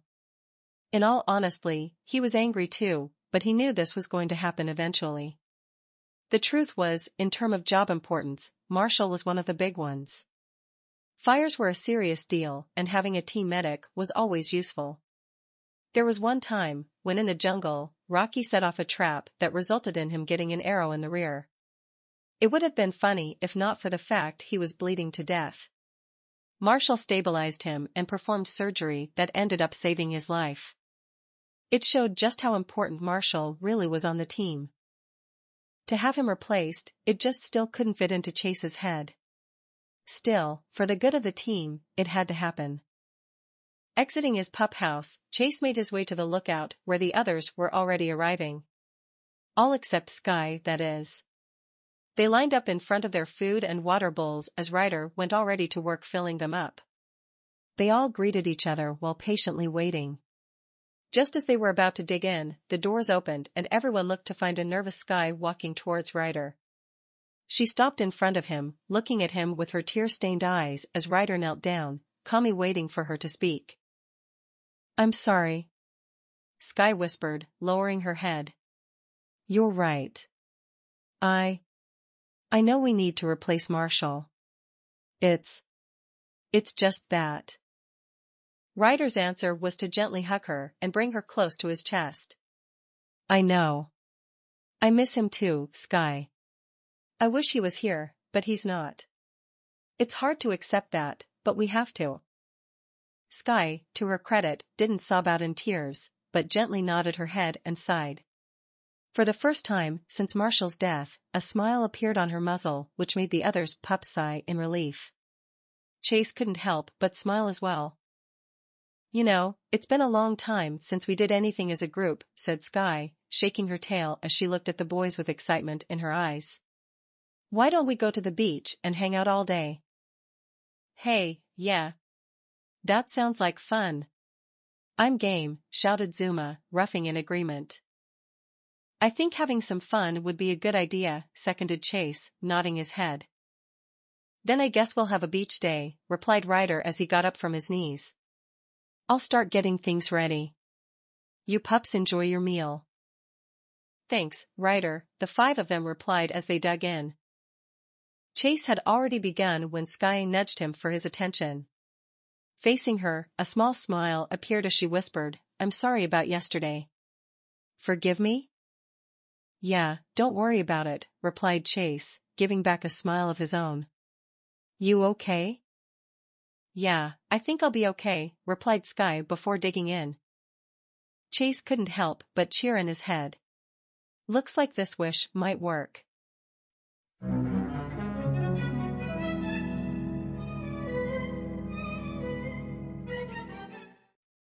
While they were preparing for their little beach party, Chase took some time to think about how his wish this time worked without consequences. When he wished for Marshall to gain the courage he had to confess to the one he loved, he did so without either him or Skye suffering from it. Only Chase did, having lost his own love to his best friend. However, he knew he would have moved on if he had stopped being such a downer and accepted their happiness. The second wish, in which he wanted them to break up, had been a devastating one. It killed Marshall, which did as he asked, but not the way Chase wanted. Maybe when I perform selfish wishes, others suffer, but not me? Which means the reverse if I do unselfish wishes? He thought as he put his favorite towel in his bag. If this is true, I wonder what I'll suffer from. He didn't care what it was. In fact, he wanted punishment for getting Marshall killed. There was no way anybody was going to believe him about the Monkeys Paw, so there was no chance of getting a proper trial for his crime. He didn't even murder Marshall if he wanted to get technical. A snake had done the deed, and there were plenty of witnesses to it. No, Chase would have to hope fate would punish him as well as whatever afterlife awaited. They say all dogs go to heaven, but that's not going to be for me, thought Chase as he zipped up his bag and dragged it to the Paw Patroller. Everyone had just finished packing as one by one, they entered the Paw Patroller. It wasn't going to take a long trip to the beach, so they just sat down and began to talk among themselves. Even Skye was happily talking to Rubble about what future movies were coming out and which ones she was interested in. Rocky, leaning over, whispered to Chase, she seems better. Did you do something? I just talked to her, that's all, whispered Chase. Rocky nodded with a smile. Well, whatever you did. It seems to have worked. Chase could only sigh in relief. Yes, it seemed at last something had worked out right. None of them could remember the last time any of them had so much fun. It almost seemed like a foreign concept to them ever since Marshall died. Thankfully, none of them seemed to bring it up during the whole day. They managed to get a volleyball game going with Rocky and Rubble on one team while Skye and Chase were for another. Zuma was busy practicing his surfing skills and amazing a few crowds with them. Skye, jump, shouted Chase as he bounced the ball with his head. Ruff, shouted the cockapoo as she flipped in the air, kicked the ball, and spiked it. Rubble tried to save it, but he missed by a mile as the ball bounced off the sand and onto his head. Yes. And that's game. Darn it, said Rocky, but with a smile. You two make a great team. We're the best, said Chase as he high-pawed Skye. Wanna play again? Nah, I think I'm going to take a nap and tan my fur for a bit before we eat, replied Rocky, passing the volleyball to Chase. I'll see you guys later. I'm going to go frisbee with Ryder. See ya, shouted Rubble as he barked all the way to his amused owner who had the red disc ready. You wanna play frisbee too? Asked Chase to Skye, but she shook her head. Let's swim for a bit. You and me, asked Skye with a wink, making Chase blush, but he nodded. The two of them dashed into the water and began to splash around. Diving under, the two swam side by side, looking at the fish and plant life below. Rising upwards, the two gasped for air. Chase was about to say something when he got Splash in the face from a giggling Sky. Grinning, he dived under, but didn't reappear much to Sky's confusion. Chase asked Sky, looking around for her friend. He reappeared behind her, tackling her and dunking her into the water until she got free. "You jerk," yelled Sky, but she was grinning. They splashed each other again and again until their arms finally got tired. Swimming back, the two lay their tired backs on the beach head, taking in deep breath as they let the warm sun dry them off. Lifting his head, Chase noticed they were further from their spot than he thought. In fact, there wasn't anybody around for a mile, but he could make out others in a distance. "This was fun," replied Sky, softly smiling as she stared into the clouds. "I almost forgot how fun the beach is." "Well, we can come back in the future whenever you like." "I'll take you even," replied Chase, smirking, but then he noticed Sky frowning. "Sky?" "Chase, thank you," replied Sky as she glanced at him, but her eyes held such sadness in them.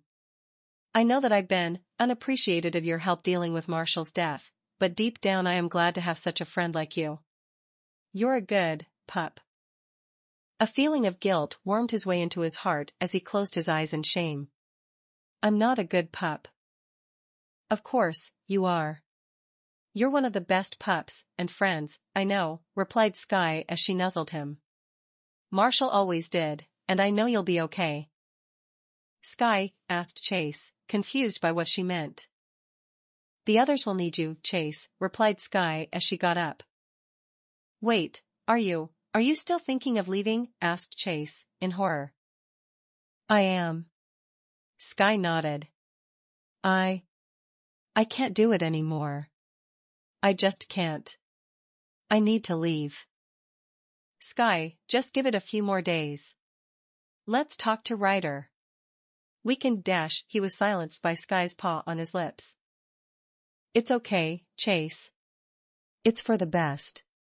I can't be here anymore because everything reminds me of him," Sky answered as she sighed. "I'm going to a place where I can be happy again. A place that won't let me wake up in tears knowing my love is dead. I need this, Chase. I need it so badly." She then looked him in the eyes and begged. "Please, don't tell the others. They'll know in the morning, but for today, let's make it a fun day." He looked into her eyes and realized she was serious. His thoughts turned back to his wish. Was this really the best way to make Sky happy? To let her go? He still didn't know where, but Sky had always been welcome to join Ace should she want to pursue a career in stunt flying. Maybe she needs this. Maybe she really needs to be away to be happy. He closed his eyes and nodded in defeat. "Okay, but promise me we'll still see each other from time to time?" Sky bit her lip and nodded. "Yeah, we will." Chase couldn't help but feel like she just lied to him as they walked back to their friends.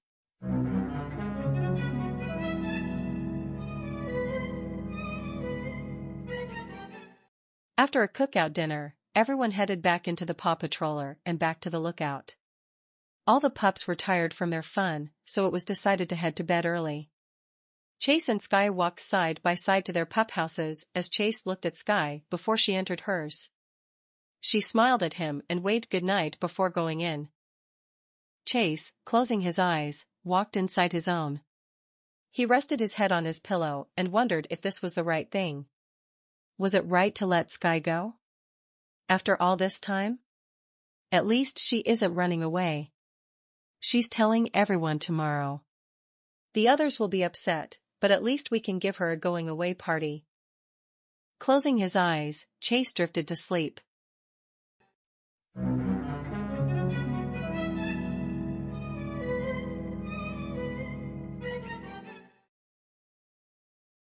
Zuma's screaming woke him up. Chase, ever the alert dog, jumped up and looked around before realizing it was coming from the other end of the lookout. Fearing the worst, Chase rushed out, teeth ready to face any intruder as he struggled to handle the rising dawn. Rocky and Rubble were already crawling out, unsure of what was going on as Chase ran past them. He followed the screams until he saw the crying and horrified Zuma, who looked pale as he stared up at a tree in horror. Chase had never heard Zuma scream in such a way before. Never had the fearless pup he had known looked so terrified. Rushing to his side, Chase held him and tried to clam him down, but Zuma continued to yell as if the world had ended. Looking in the same direction, Chase felt everything in him stop as he stared at the figure hanging from the branch. A single noose tied around her neck, Sky swung back and forth with her eyes closed and her smile stretched as far as it could. Never had she had such a happy smile. Chase then screamed along with Zuma.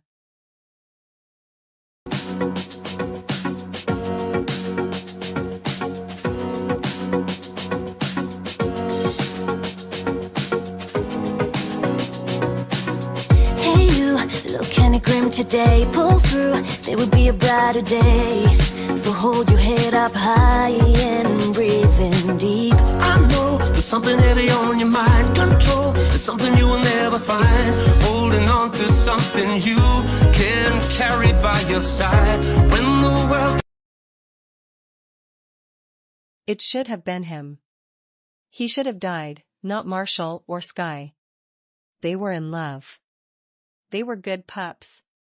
They had a whole life ahead of him. He was a jealous murderer who led his closest friends to their doom. All because of a stupid monkey's dead paw. Unlike last time, he didn't leave his pup house for anything. Ryder had to force his food and water into the pup house as Chase spent his time crying. He didn't care about his well-being, he was already broken enough as it was. All he could see was Sky's blissful smile as she swung side to side on the tree branch. It had been days since then. He didn't know what happened to the others, nor did he care. He didn't think about the funeral, or the wake, or the aftermath. He just wanted to lay there, suffer his guilt, and slowly wait to die. The monkey's paw was there by the corner, 3 of its 5 fingers folded, as it mocked him just by sitting there. He had tried to tear it apart, set it on fire, and even threw it away again and again. But each time he did, it just reappeared without him noticing. He hated it. And he was really starting to hate magic. It still had 2 thumbs ready to fold, waiting to be used. But that's what you want, isn't it? You want me to use you. You want me to make others suffer. You want me to suffer, is that it? Well, I'm not gonna. You hear me? I'm not gonna. I'll. There was only one way out. End it. Finish it all. Take his own life. Let the peaceful embrace of death free him from this curse. It didn't matter who was hurt anymore, he ruined his family beyond repair. What was one more death? So why aren't I doing it? He had been telling himself this for days. All it would take was one simple slip off the cliff. One swipe of a knife across his throat. Yet he still hesitated. Coward, coward. There was a knock on his pup house door. Chase ignored it as he just lay there staring at the wall, hoping they would just go away. It still continued as Chase grumbled and tried to cover his ears with his paws. Go away. The knocking continued. I said go away.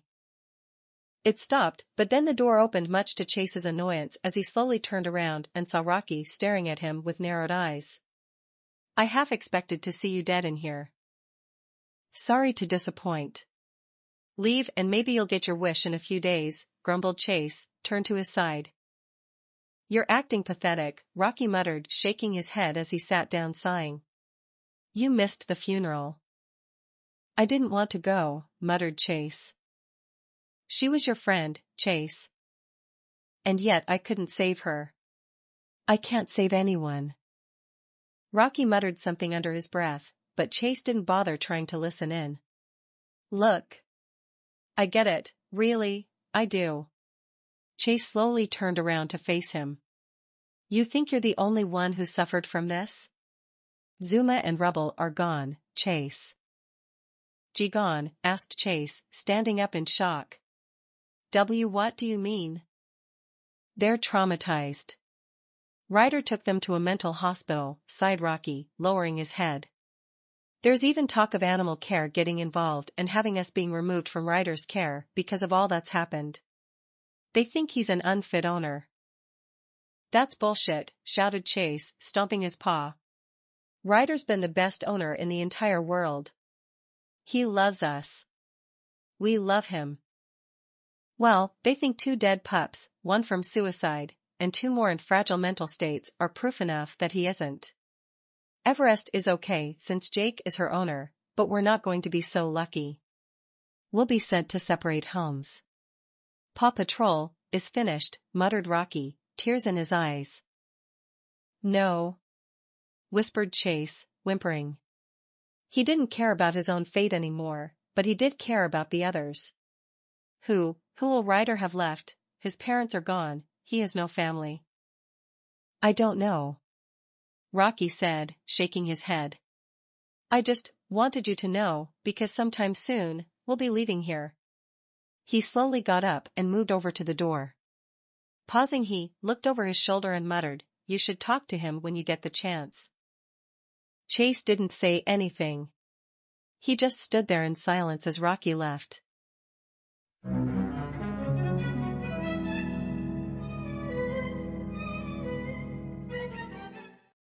It took an hour, but Chase finally managed to crawl out of his pup house for the first time in days. The sun's ray was almost blinding to him as he struggled to find his footing and breathe the fresh air.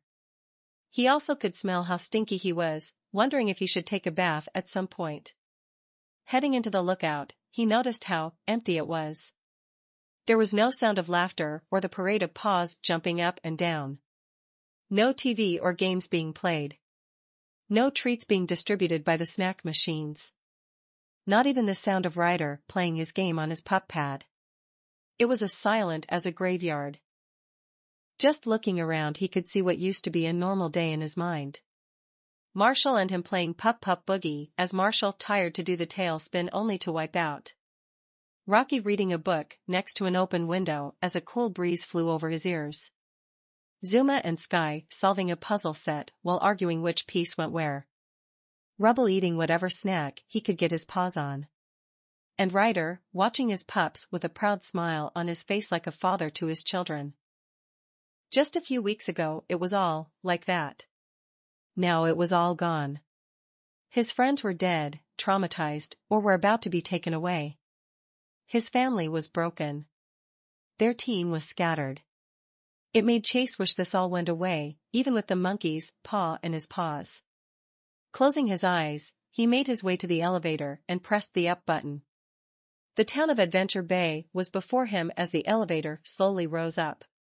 Pressing a paw on the glass, he wondered if he would still be here when Animal Care came for him and Rocky.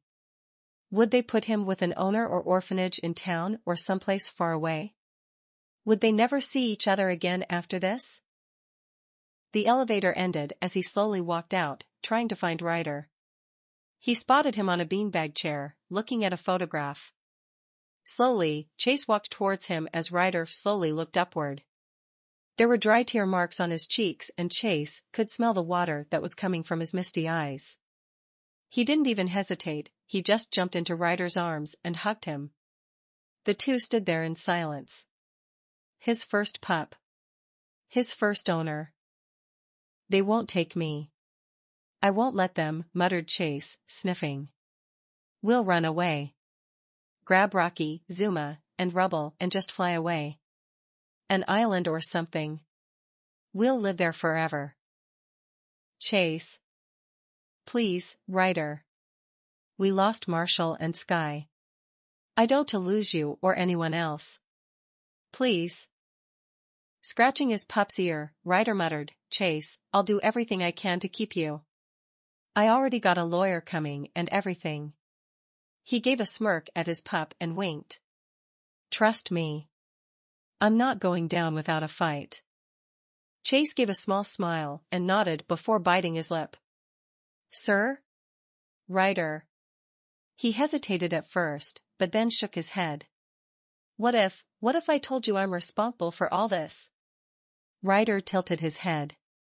I know this is going to be hard to believe, but I wished this happened. He then said it all. Everything he had been holding for days. The gypsy dog. The monkey's paw. Marshall and Sky's death. All his wishes. Everything he comped to the point where his throat became as dry as a desert when he finished. Taking deep breaths, he looked at Ryder, who was staring at him with a stoic face.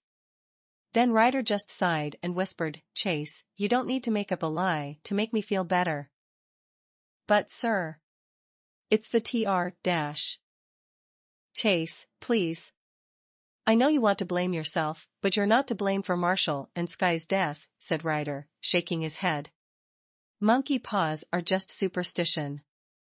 The gypsy was just messing with you to sell you it, and it's got you acting like this. Chase, you're just imagining it. Trust me." He opened his mouth, but stopped himself. I knew he wouldn't believe me, and if Ryder doesn't believe me, who else will? He just nodded his head before slowly getting off his owner. "Hey, I'm going to order pizza for the three of us.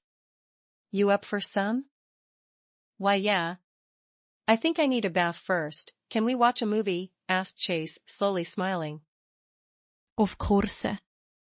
It wasn't perfect, but Chase had felt more relaxed that evening since Sky's death. The movie they watched sucked, but it was funny to make fun of it. The pizza was tasty, and having eaten so little for so long, it wasn't a surprise that Chase ate half the box. Rocky even joked on how he could have eaten rubble under the table, but that only made them feel sad and guilty. Their two youngest were still in the mental hospital, unable to come to terms with what had just happened. Things went quiet after that. With a full belly, Chase slowly retreated to his pup house and collapsed with a sigh. Closing his eyes, he felt himself slowly falling asleep as he wondered what was going to happen. Would he be separated from his friends? Would he ever find happiness? Was it better to just get it over with? God. I wish they were alive again, whispered Chase as he slowly closed his eyes. A force finger folded. Many miles away in a cemetery.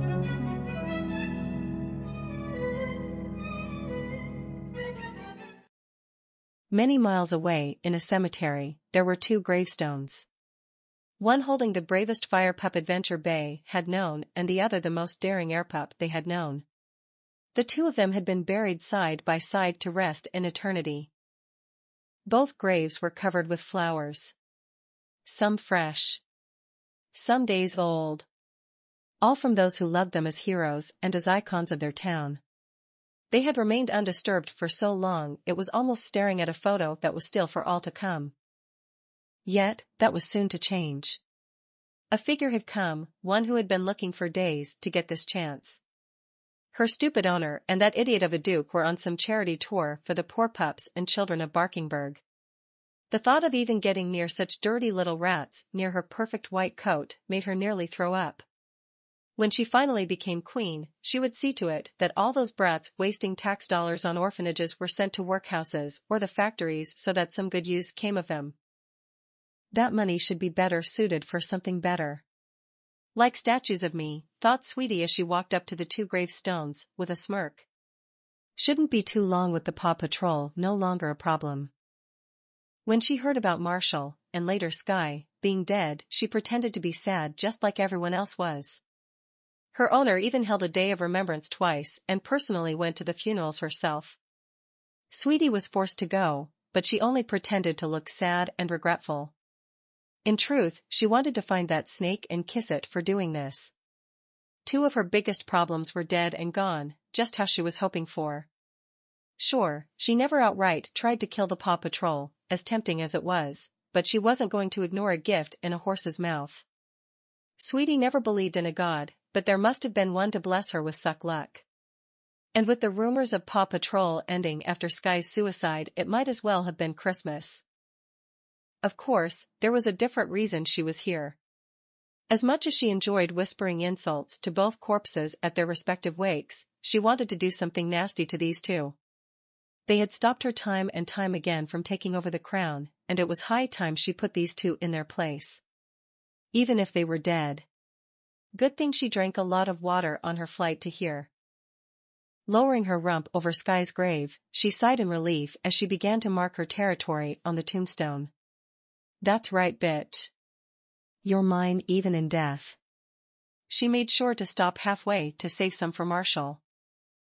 Humming herself the Paw Patrol's famous catch song in a funeral march tone, she failed to notice that some of the dirt over Marshall's gravestone was moving. Sweetie was ignorant of this, however, as she moved to lower her rump to spray her urine, not seeing the paw that slowly began come out. Hero pup graves defiled. Royal pet found dead at scene. Last night, Mr. and Mrs. Ling were going to visit the grave of their son who died in the Iraq War when they saw that the graves of our beloved lost heroes, Marshall and Sky of Paw Patrol, had been opened, their coffins smashed. Lying there, torn from limb to limb, were the remains of one royal pet Sweetie of Barkingburg. Authorities quickly arrived at the scene to see if there were any traces of the missing bodies or the thieves that took them and murdered the young pup. She was torn apart like a piece of meat. You could see the teeth marks everywhere on her body with her blood and guts scattered all over the place, reported Officer McMadden. I even heard that there are bits of her, both inside and out, that are missing. Neither Ryder of Paw Patrol or the Princess of Barkingburg have given a statement yet.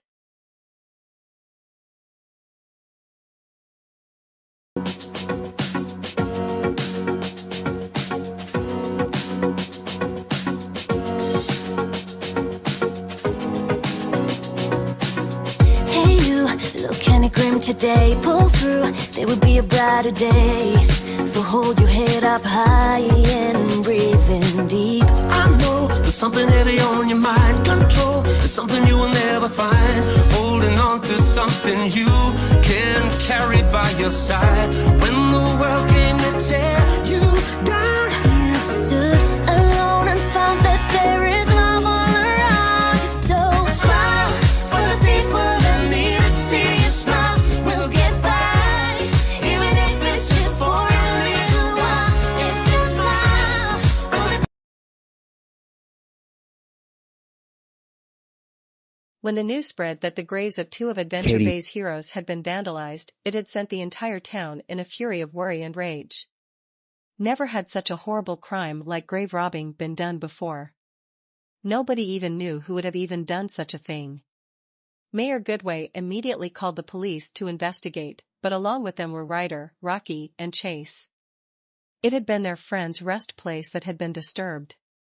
They were more furious than anything. Rocky even swore that he would kill the ones who did it. After investigating the area, Chase was quick to point out it had to be other canines that had done this. There were no human footprints, and the smells of dog fur combined with the scent of decay was too much to deduce who. According to him at least. When inspecting Sweetie's body, it was clear that whatever did this to her tore her apart, despite her efforts to fight back. She was torn limb from limb, teeth marks decorated everywhere.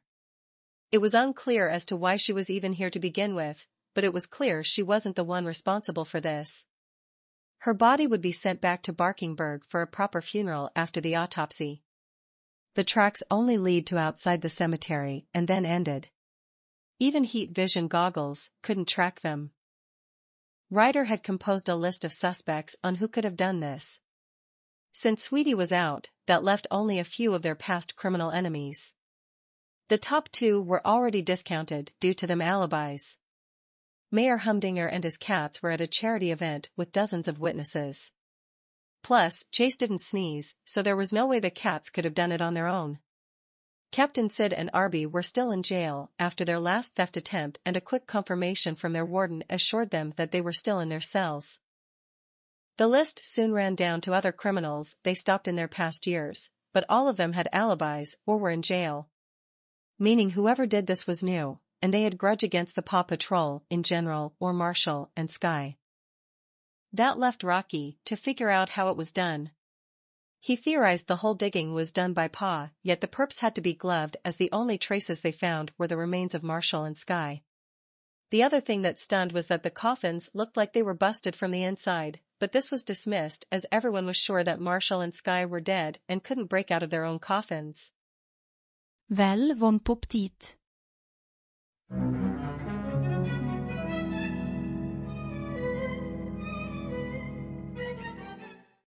It's not here. It's not here. Where the fuck is it? Thought Chase as he turned his pup house inside and out. He had to wait until Rocky and Ryder were fast asleep until he started searching for the cursed Monkeys Paw. Why is it that the one time I wished to see it the damn thing won't show up? After searching under his bowl for a fourth time, Chase fell to his back and started to breath heavily. He felt his heart skipping ever faster with each passing second. He wondered if this was what it was like to have a heart attack. Damn it. Where is it? I need to know. I need to know. He had to know how many fingers were left. He remembered what he said. He wished his friends were back, but he swore the paw wasn't even in the area. He didn't even hold it when he made that wish. At least, I don't think I did. He was too tired from all the pizza eating and movie watching that day. His first day relaxing in God knows how long. He didn't if he was being paranoid or not, but he needed to know. He needed to know if he brought his best friends back to life again. Could even the dead be summoned back? He wondered as he turned around, rubbing his head. If they can, why didn't they just come back and find us? Just say it's a miracle or something. Unless the shock of being alive again after dying was too much for them. If there was an afterlife, how would it feel to one moment be a part of it and suddenly waking up breathing again while in a wooden box buried in the earth? And if there wasn't, it would still be just as bad. It would make sense the two would flee in fear and horror of their sudden resurrection. But that doesn't explain killing Sweetie. Thought Chase with a growl of frustration. Sweetie may have been one of their villains, but neither Marshall or Sky would kill her without good reason. And even if it was in self-defense, the level of brutality was too much. It felt like there was so much rage inside each bite. Not to mention bits and pieces of her were missing. Almost as if she was eaten alive. There was a word that was lingering in Chase's mind. A word that began with the letter Z. If he was the Chase before he met that gypsy dog, he would have said you were mad, but after everything that had happened to him? He didn't know what to believe. Or to be more accurate, he didn't want to believe. Because then this would be another sin he would have to face, and it would be the worst of them all. Had he not done enough to them? Did he not already ruin their lives by having them killed by his own desires? Did they not deserve to rest in peace at long last? How much more must I suffer until this finally ends? He demanded in his head but got no answer. He covered his eyes with his paws, holding in the tears. He knew there was only one thing to do. If they were alive, if they were undead, I have to send them back. Back to their graves. And then I'll find the paw and wish something, I don't know what, and when the final finger folds I'll be free of it forever. He just hoped that nobody else got hurt because of this.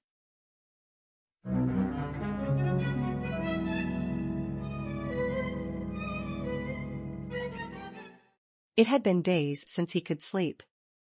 Every night he would stare into the ceiling, doing his best to not close his eyes. He couldn't close them. Not when she was there. Hanging there without a care. Her smile as cheerful as the sun that reflected on her fur, yet as cold as her pulse. Zuma would then scream. Scream like his blood was on fire. He wanted to claw out his eyes. To put a nail in his brain. To just forget. Forget everything. Forget Sky, Marshall, the lookout, the rope, the tree, the smile, the damn smile. Like a constant routine, Zuma shed tears for his sister figure. For Sky, who was always there for him when he needed a hug or a smile. For Sky, so brave and beautiful that Zuma was only jealous of Marshall grabbing her first. She was an angel, now she had become one. Yet, the nightmares only gave Zuma a living hell in his mind. Unlike Rubble, who was as silent as a ghost, he just wanted to forget. He wanted to never see the lookout again. This room, this locked and barred bedroom, was safe.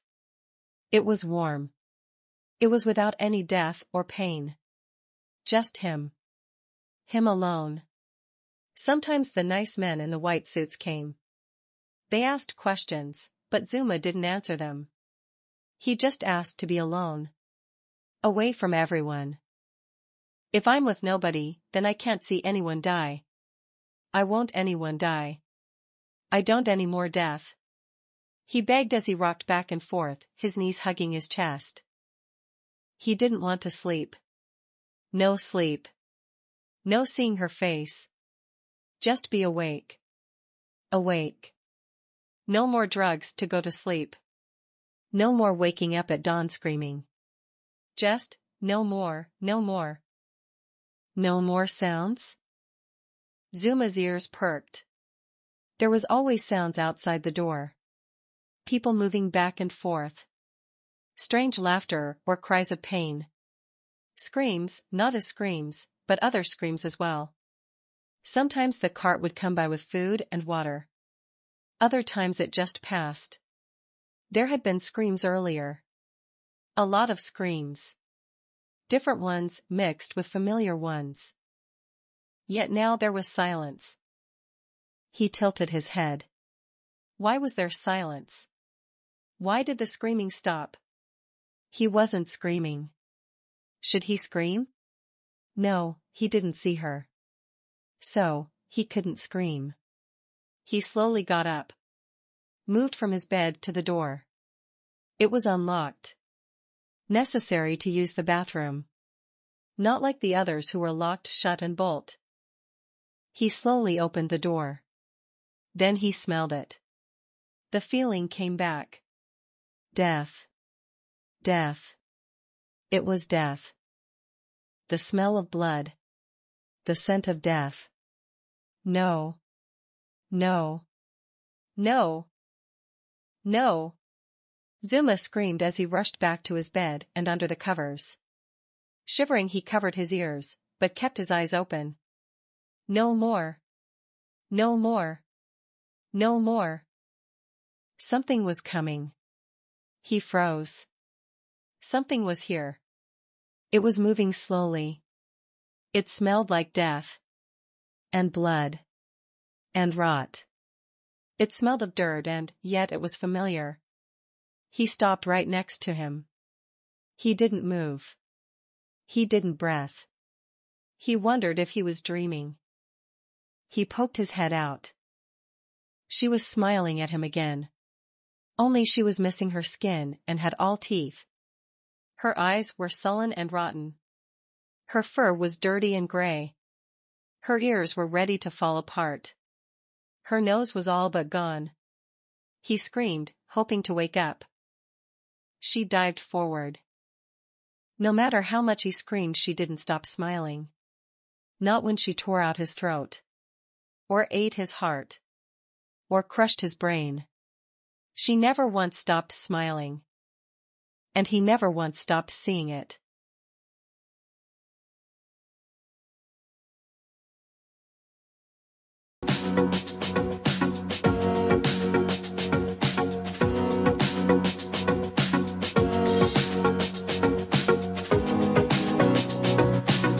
Hey you, look kinda grim today. Pull through, there will be a brighter day.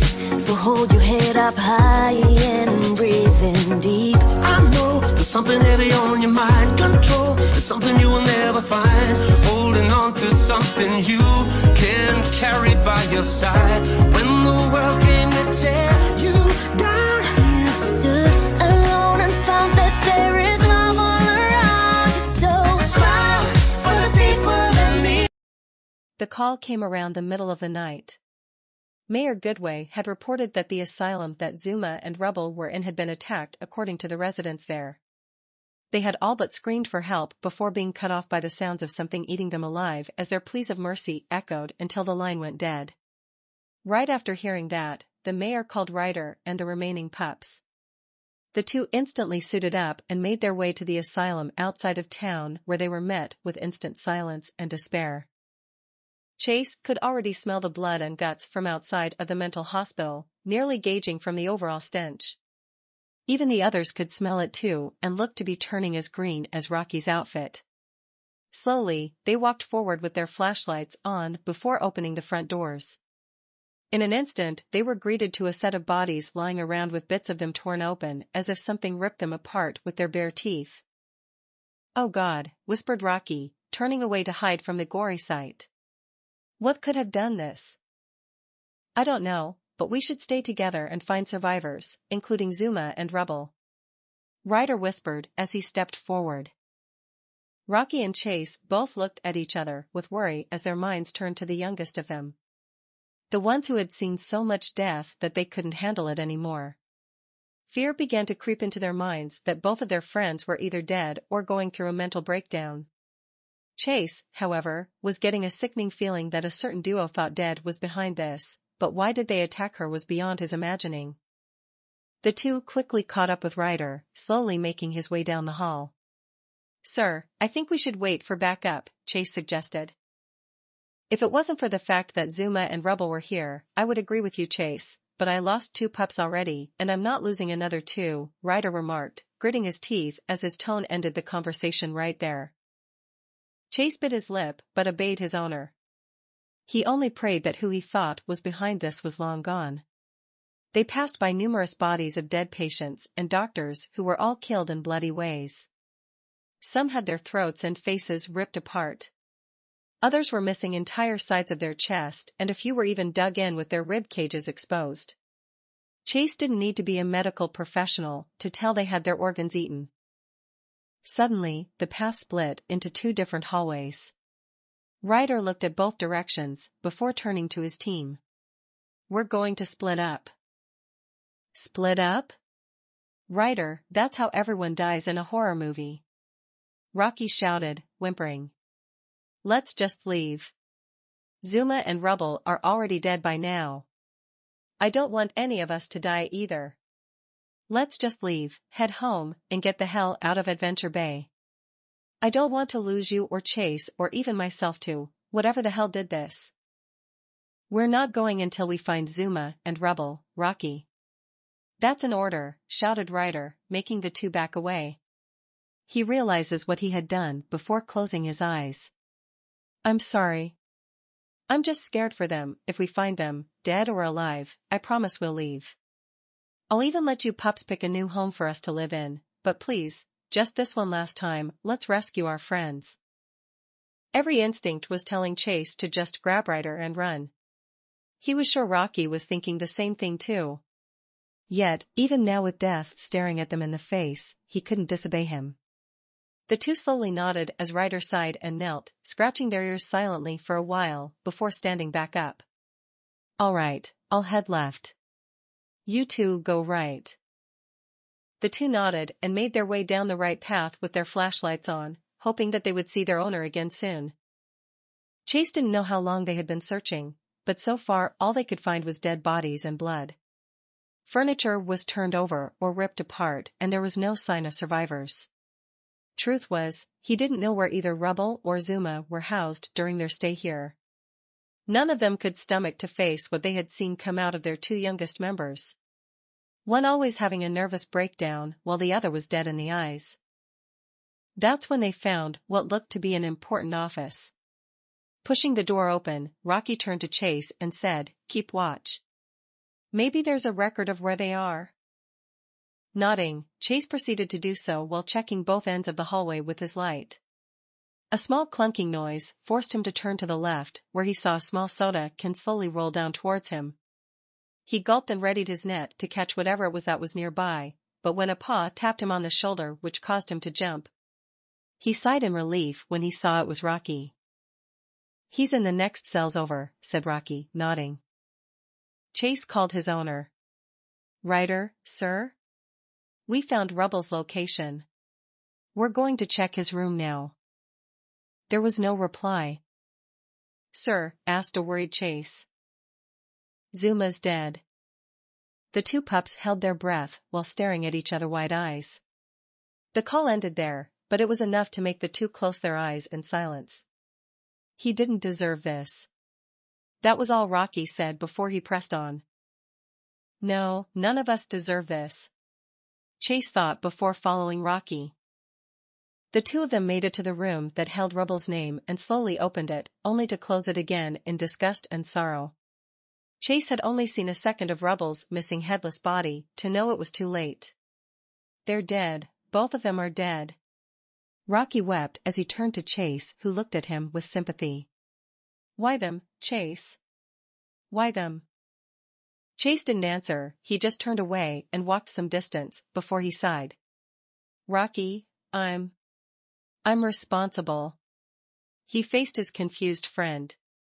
I wished Marshall and Sky came back to life with a monkey's paw. They did this, Rocky. I'm the reason for all this misery. Rocky just groaned and shook his head. Chase, will you stop thinking such stoogy? Suddenly, something came down from below and tackled Rocky to the floor while biting him in the neck, causing him to scream. Chase yelped, but froze upon seeing who it was that was digging its teeth into Rocky's neck. Get it off me. Get it off me. Ow, wallagwai. It then ripped out a good chunk of the neck, causing Rocky to scream once more, yet it became weaker as blood began to pour out of it. With one last gasp, he lowered his head to the ground with his eyes half open and his chest no longer moving. The creature, once known as Sky, slowly raised her rotting undead face as she chewed Rocky's throat muscles in her jaw. At that moment, Chase wet himself on the floor and stared in horror of what his wish had done to his friend. She slowly began to move towards him like a predator. He tired to see in those sunken dead-like eyes a sign of the pup he once loved still in there, but all he could see was the monster who murdered the last of his friends. She charged forward, forcing him to roll away before rushing down the hall with her shrieking behind him. Just as she was about to jump him, he turned around and barked, "Net!" From his pup pack his net launcher fired and hit its target, bringing the zombified Sky down. She roared and hissed in her struggles to get free as Chase stared at her with pity and tears in his eyes. He spotted a nearby lead pipe and knew what he had to do. Picking it up with his mouth, he walked over to her and watched as she tried to get him to feast on. I'm sorry. I'm so sorry, he whispered before using his strength to mash the pipe on her head. She screamed as he did it a second time. Then a third. He kept hitting repeatedly even when her head had been turned to mush. He just kept hitting her as tears went down his eyes. He didn't know how long he did it, but soon he stopped and fell to his stomach in despair. His entire coat was covered in her blood, but his soul had been drowning it long before that. He slowly got up and summoned his pup tag. R.R. Ryder, sir? Nothing. He didn't even bother trying to call a second time. He knew what it meant. He laughed a bit before slowly getting up to find the last friend he had left in this world. He made his way to the crossroads in the halls where he had split up from Ryder. He just kept walking forward, his feet directing him while his mind just continued to think about all the good times he had in life. His days saving Adventure Bay. The fun and games. The holidays. All of them special in their own way. A small smile decorated his lips. Life was good, but now? Now with all his family dead? What was the point of life anymore? He had ruined it. He had destroyed it. Now he wanted to end it. There was only way to end it. One way to justify everything. He hoped there was nothing after death, because deep down he was afraid of what punishment he would get in hell, but then again maybe it was justified. He continued to walk down the blood-stained halls until he heard teeth against flesh. He turned the corner and saw a sight that brought tears to his eyes. His owner, Ryder, was staring into the ceiling with his wide eyes and shocked expression as a certain Dalmatian he once mourned ate into his ribcage. Marshall, sensing new fresh meat, raised his blood-soaked jaw that was rotting to the point where you could see the gumless teeth. His sullen eyes and peeled-off fleshed face reflected off of the blood-soaked pool of his owner's life essence. His tail was all gone and the suit he was buried in was in ruins. Chase should have been angry, afraid, or even upset that Ryder was dead, but all he cared about was just ending this once and for all. I should have done this a long time ago, he thought as he stepped forward. Hey, buddy, remember me? The growl on Marshall's lips didn't indicate a yes or no, but Chase didn't care. He just continued, I would have given the world to see you alive again, especially since I'm the one that got you killed. I guess it's what they say, be careful what you wish for. He looked at Ryder and sighed. At least he's with the others now. Chase stood up straight and raised his arms. Go on. Finish it. Finish me. Just do it, Marshall. Just come and kill me. And so Marshall charged. He charged forward with his jaws ready to pounce. Chase closed his eyes and awaited the final sweet release he had desired for so long. This was justice. He would die by Marshall's jaws and enter oblivion. His final punishment at last for his selfishness and the misery he had caused with it. This was what he deserved. It was what he wanted. And yet once again, he was denied it. In that sudden moment, a twist beyond fate itself, a part of the ceiling fell just at the right time and crushed Marshall's head in a wet squishing noise. Chase opened his eyes and felt his jaw dropped at the sight of his dead friend, again, twitching under the weight of the cement and rock that had fallen on his head and turned it into a squished melon. When it stopped moving, Chase silently just sat there trying to process all that had happened. He was alive. He was the only one left alive. Marshall was dead. Sky was dead. Rubble, Zuma, Rocky, and Ryder. They were all dead. He was the only one alive. Even when he wanted it, was willing to allow it, fate somehow let him live. And that's when he lost it. He cursed and screamed. He started throwing anything around him in any direction there was. He wasn't supposed to live. He was supposed to die. He had to die. Why would any power in this universe allow him to suffer like this over and over again? He tried to find something to end his life, a knife, a gun, sharp glass, rope, anything that could do it, be it quick or painless, but there was nothing he could find. God damn it, he shouted, gasping for breath. Fine. I'll just get in my car and drive off a cliff. Huh? You like that? He rushed back to the entrance and was about to break the door down when he froze. It was there. The thing that had caused him all the pain he had suffered since that godforsaken day. In the middle of the entrance, with a bright light standing above it, was the monkey's paw. With only one finger left unfolded. Chase growled and stared at the thing with such intensity that he could have melted it with his angry gaze alone. He walked over to the hand, and every desire to rip it apart came forward as he held it in his paws. With tears in his eyes, he screamed, "Everything is your fault. You did this. You did this to me. I hate you. I hate you. I hate you. I wish I never got you in the first place." And just like that, the last finger folded, and a second later Chase was gone. A flicker of a light from the lights made the entire room dark, before turning back on with no trace of him, nor the monkey's paw. There was a lot you could say about PAW Patrol police officer and squad leader, Chase.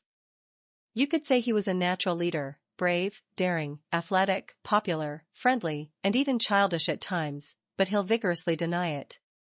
Of course, one word all his friends always said that came to their minds was workaholic.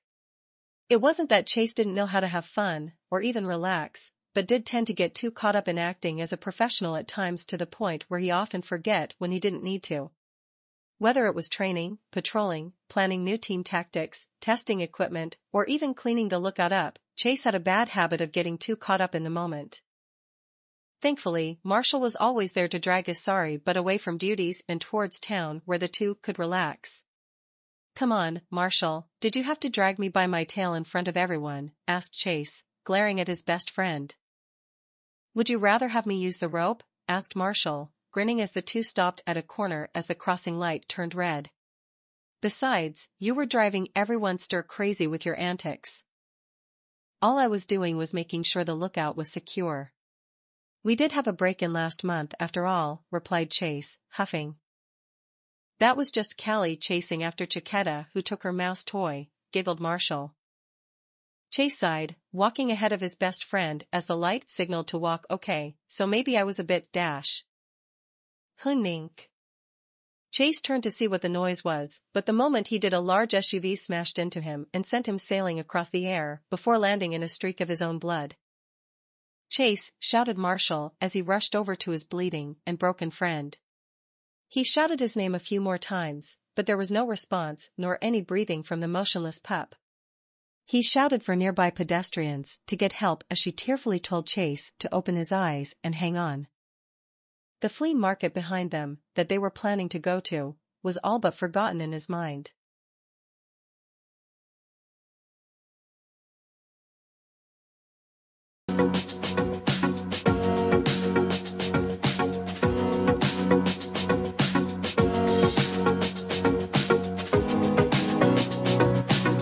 Hey you, look kinda grim today. Pull through, there would be a brighter day. So hold your head up high and breathe in deep. I know there's something heavy on your mind. Control is something you will never find. Holding on to something you can carry by your side. When the world came to tear you down, You stood alone and found that there is love all around you. So smile for the people that need to see you smile. We'll get by, even if it's just for a little while. Marshall knew that nothing lasted forever in life. There was an end to everything. Day turns to night. Summer turns to winter. And life eventually becomes death. Marshall had never thought he would deal with the concept of death at such a young age, but here he was at his best friend's funeral. He tugged at the collar of his tux, trying to ignore the itchy feelings as he watched others mingle or say their farewells to the open casket. It was a miracle that Ryder managed to hire good enough morticians and doctors to heal Chase's body so it could be with still some scaring, but compared to what he was when the truck hit him, it was a miracle to even see his face clearly. Closing his eyes, Marshall felt tears return as he raised a paw to his heart in an effort to stop the pain, but it did nothing. The memory of seeing his friend right there, clear as day, and then getting hit instantly a second later to his doom, had haunted him for days. The sight of Chase, lying there motionless, with his entire body broken and bleeding in a state of ruin, still managed to get a rise of bile to his throat before he forced it down. The only comfort he took was that Chase died on impact and felt very little pain before he was gone. He glanced at the others who were just as miserable as him. Zuma was being comforted by a teary-eyed Rocky while patting the sobbing lab on the back. Rubble was being held by Ryder, who Marshall had never seen cry so much as today. It wasn't a surprise considering Chase was his first dog and his oldest friend. He, Chase, and Marshall had all started Paw Patrol together. There was always a close bond between the three of them. And Skye? Skye was there by his side, looking at Chase alongside him. She had been the most support for him since Chase died, which was both a blessing and a curse. He had long kept his feelings for Skye a secret for so long that not even Chase knew of them. One night, when he had a nightmare and she came to comfort him, he couldn't help but kiss her. That kiss was returned and then nightmares soon stopped. The team didn't know yet, they both agreed to wait a while to announce their new love. It was awkward to suddenly have a girlfriend during a moment of tragedy, but there were often stories of lovers coming together during such times. And to think, I was all about to give up on asking her. He continued to watch citizens of Adventure Bay head towards the dark oak casket, surrounded by flowers of all kinds. He hadn't yet said his final goodbyes yet, but he was working towards it. When Alex and his grandfather finally left the casket in tears, Skye nudged him forward, which gave him the boost he needed to walk to the casket. Chase lay inside a white velvet cover while dressed in Paw Patrol outfit, the way he would have wanted to be buried. His police cap was positioned under his folded paws over his chest, and despite the painful death he had been given, his face looked like one of utter peace. Marshall didn't know if there was a heaven that they all went to or nothing awaited them in the great beyond, but the point was Chase felt no pain and was forever at peace. Chase. Marshall choked up a bit as he struggled to say something. He had given a speech earlier about Chase, but why did it feel so hard to do now? You were my brother, my best friend. I think I speak for everyone when I say there won't be another honorable or brave leader like you. Ryder, he's offered me to Chase. Marshall choked up a bit as he struggled to say something. He had given a speech earlier about Chase, but why did it feel so hard to do now? You were my brother, my best friend. I think I speak for everyone when I say there won't be another honorable or brave leader like you. Ryder, he's offered me to take leadership of the team. I've decided to take it because I think you would have wanted it. Taking a deep breath, he stood as straight as possible and saluted to the corpse. I promise I won't let you down, buddy. Take a good long rest and, hopefully we'll meet again. He leaned down to kiss his friend's forehead goodbye before turning around to talk to the others while waiting for the burial to begin. However, unbeknownst to Marshall, the pups, or anybody there, a mysterious cloaked figure walked towards the casket. It was an elderly English golden retriever with one pale eye staring at Chase with a toothy grin, said set of teeth was missing a few too. She wore a purple cloak with a hood covering half her face as she strolled forward as if on smoke. Nobody paid any attention to her despite her standing out. She stared at the body and smirked, oh dear. It seems you've fallen to a terrible fate, haven't you? She slowly drew out a single item. A paw. A monkey's paw that was fully closed. You left this, I'm afraid. Nobody escapes their fate or their sins. Not even in death. She gently laid the cursed item right beside Chase's head on his pillow and chuckled. Sleep well, my friend. Sleep well. And thank you for visiting my store. And with that she left. Nobody noticed the paw lying there in the casket. Not when the final prayers were said and the casket was closed. It and Chase lay there in silence as he was slowly buried in his grave. He and the paw would remain together. Both in life and in death. Sint.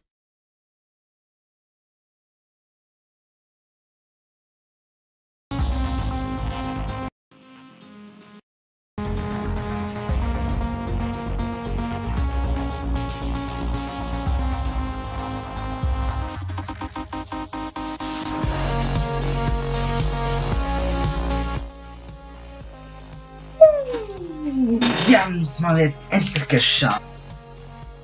Ganze Monkeys Paw, ganze Geschichte durchzumachen. So Leute, wir sind noch nicht weiter fertig. Es kommt noch etwas. The Final Mission. PAW Patrol Creepypasta, The Final Mission Part 2 hat schon zur gestern hochgeladen und da werde ich dran machen. 18 Uhr. Ich werde alles schnell machen, dass ich direkt mit das machen kann. Dann ja Leute, wir sehen uns in etwa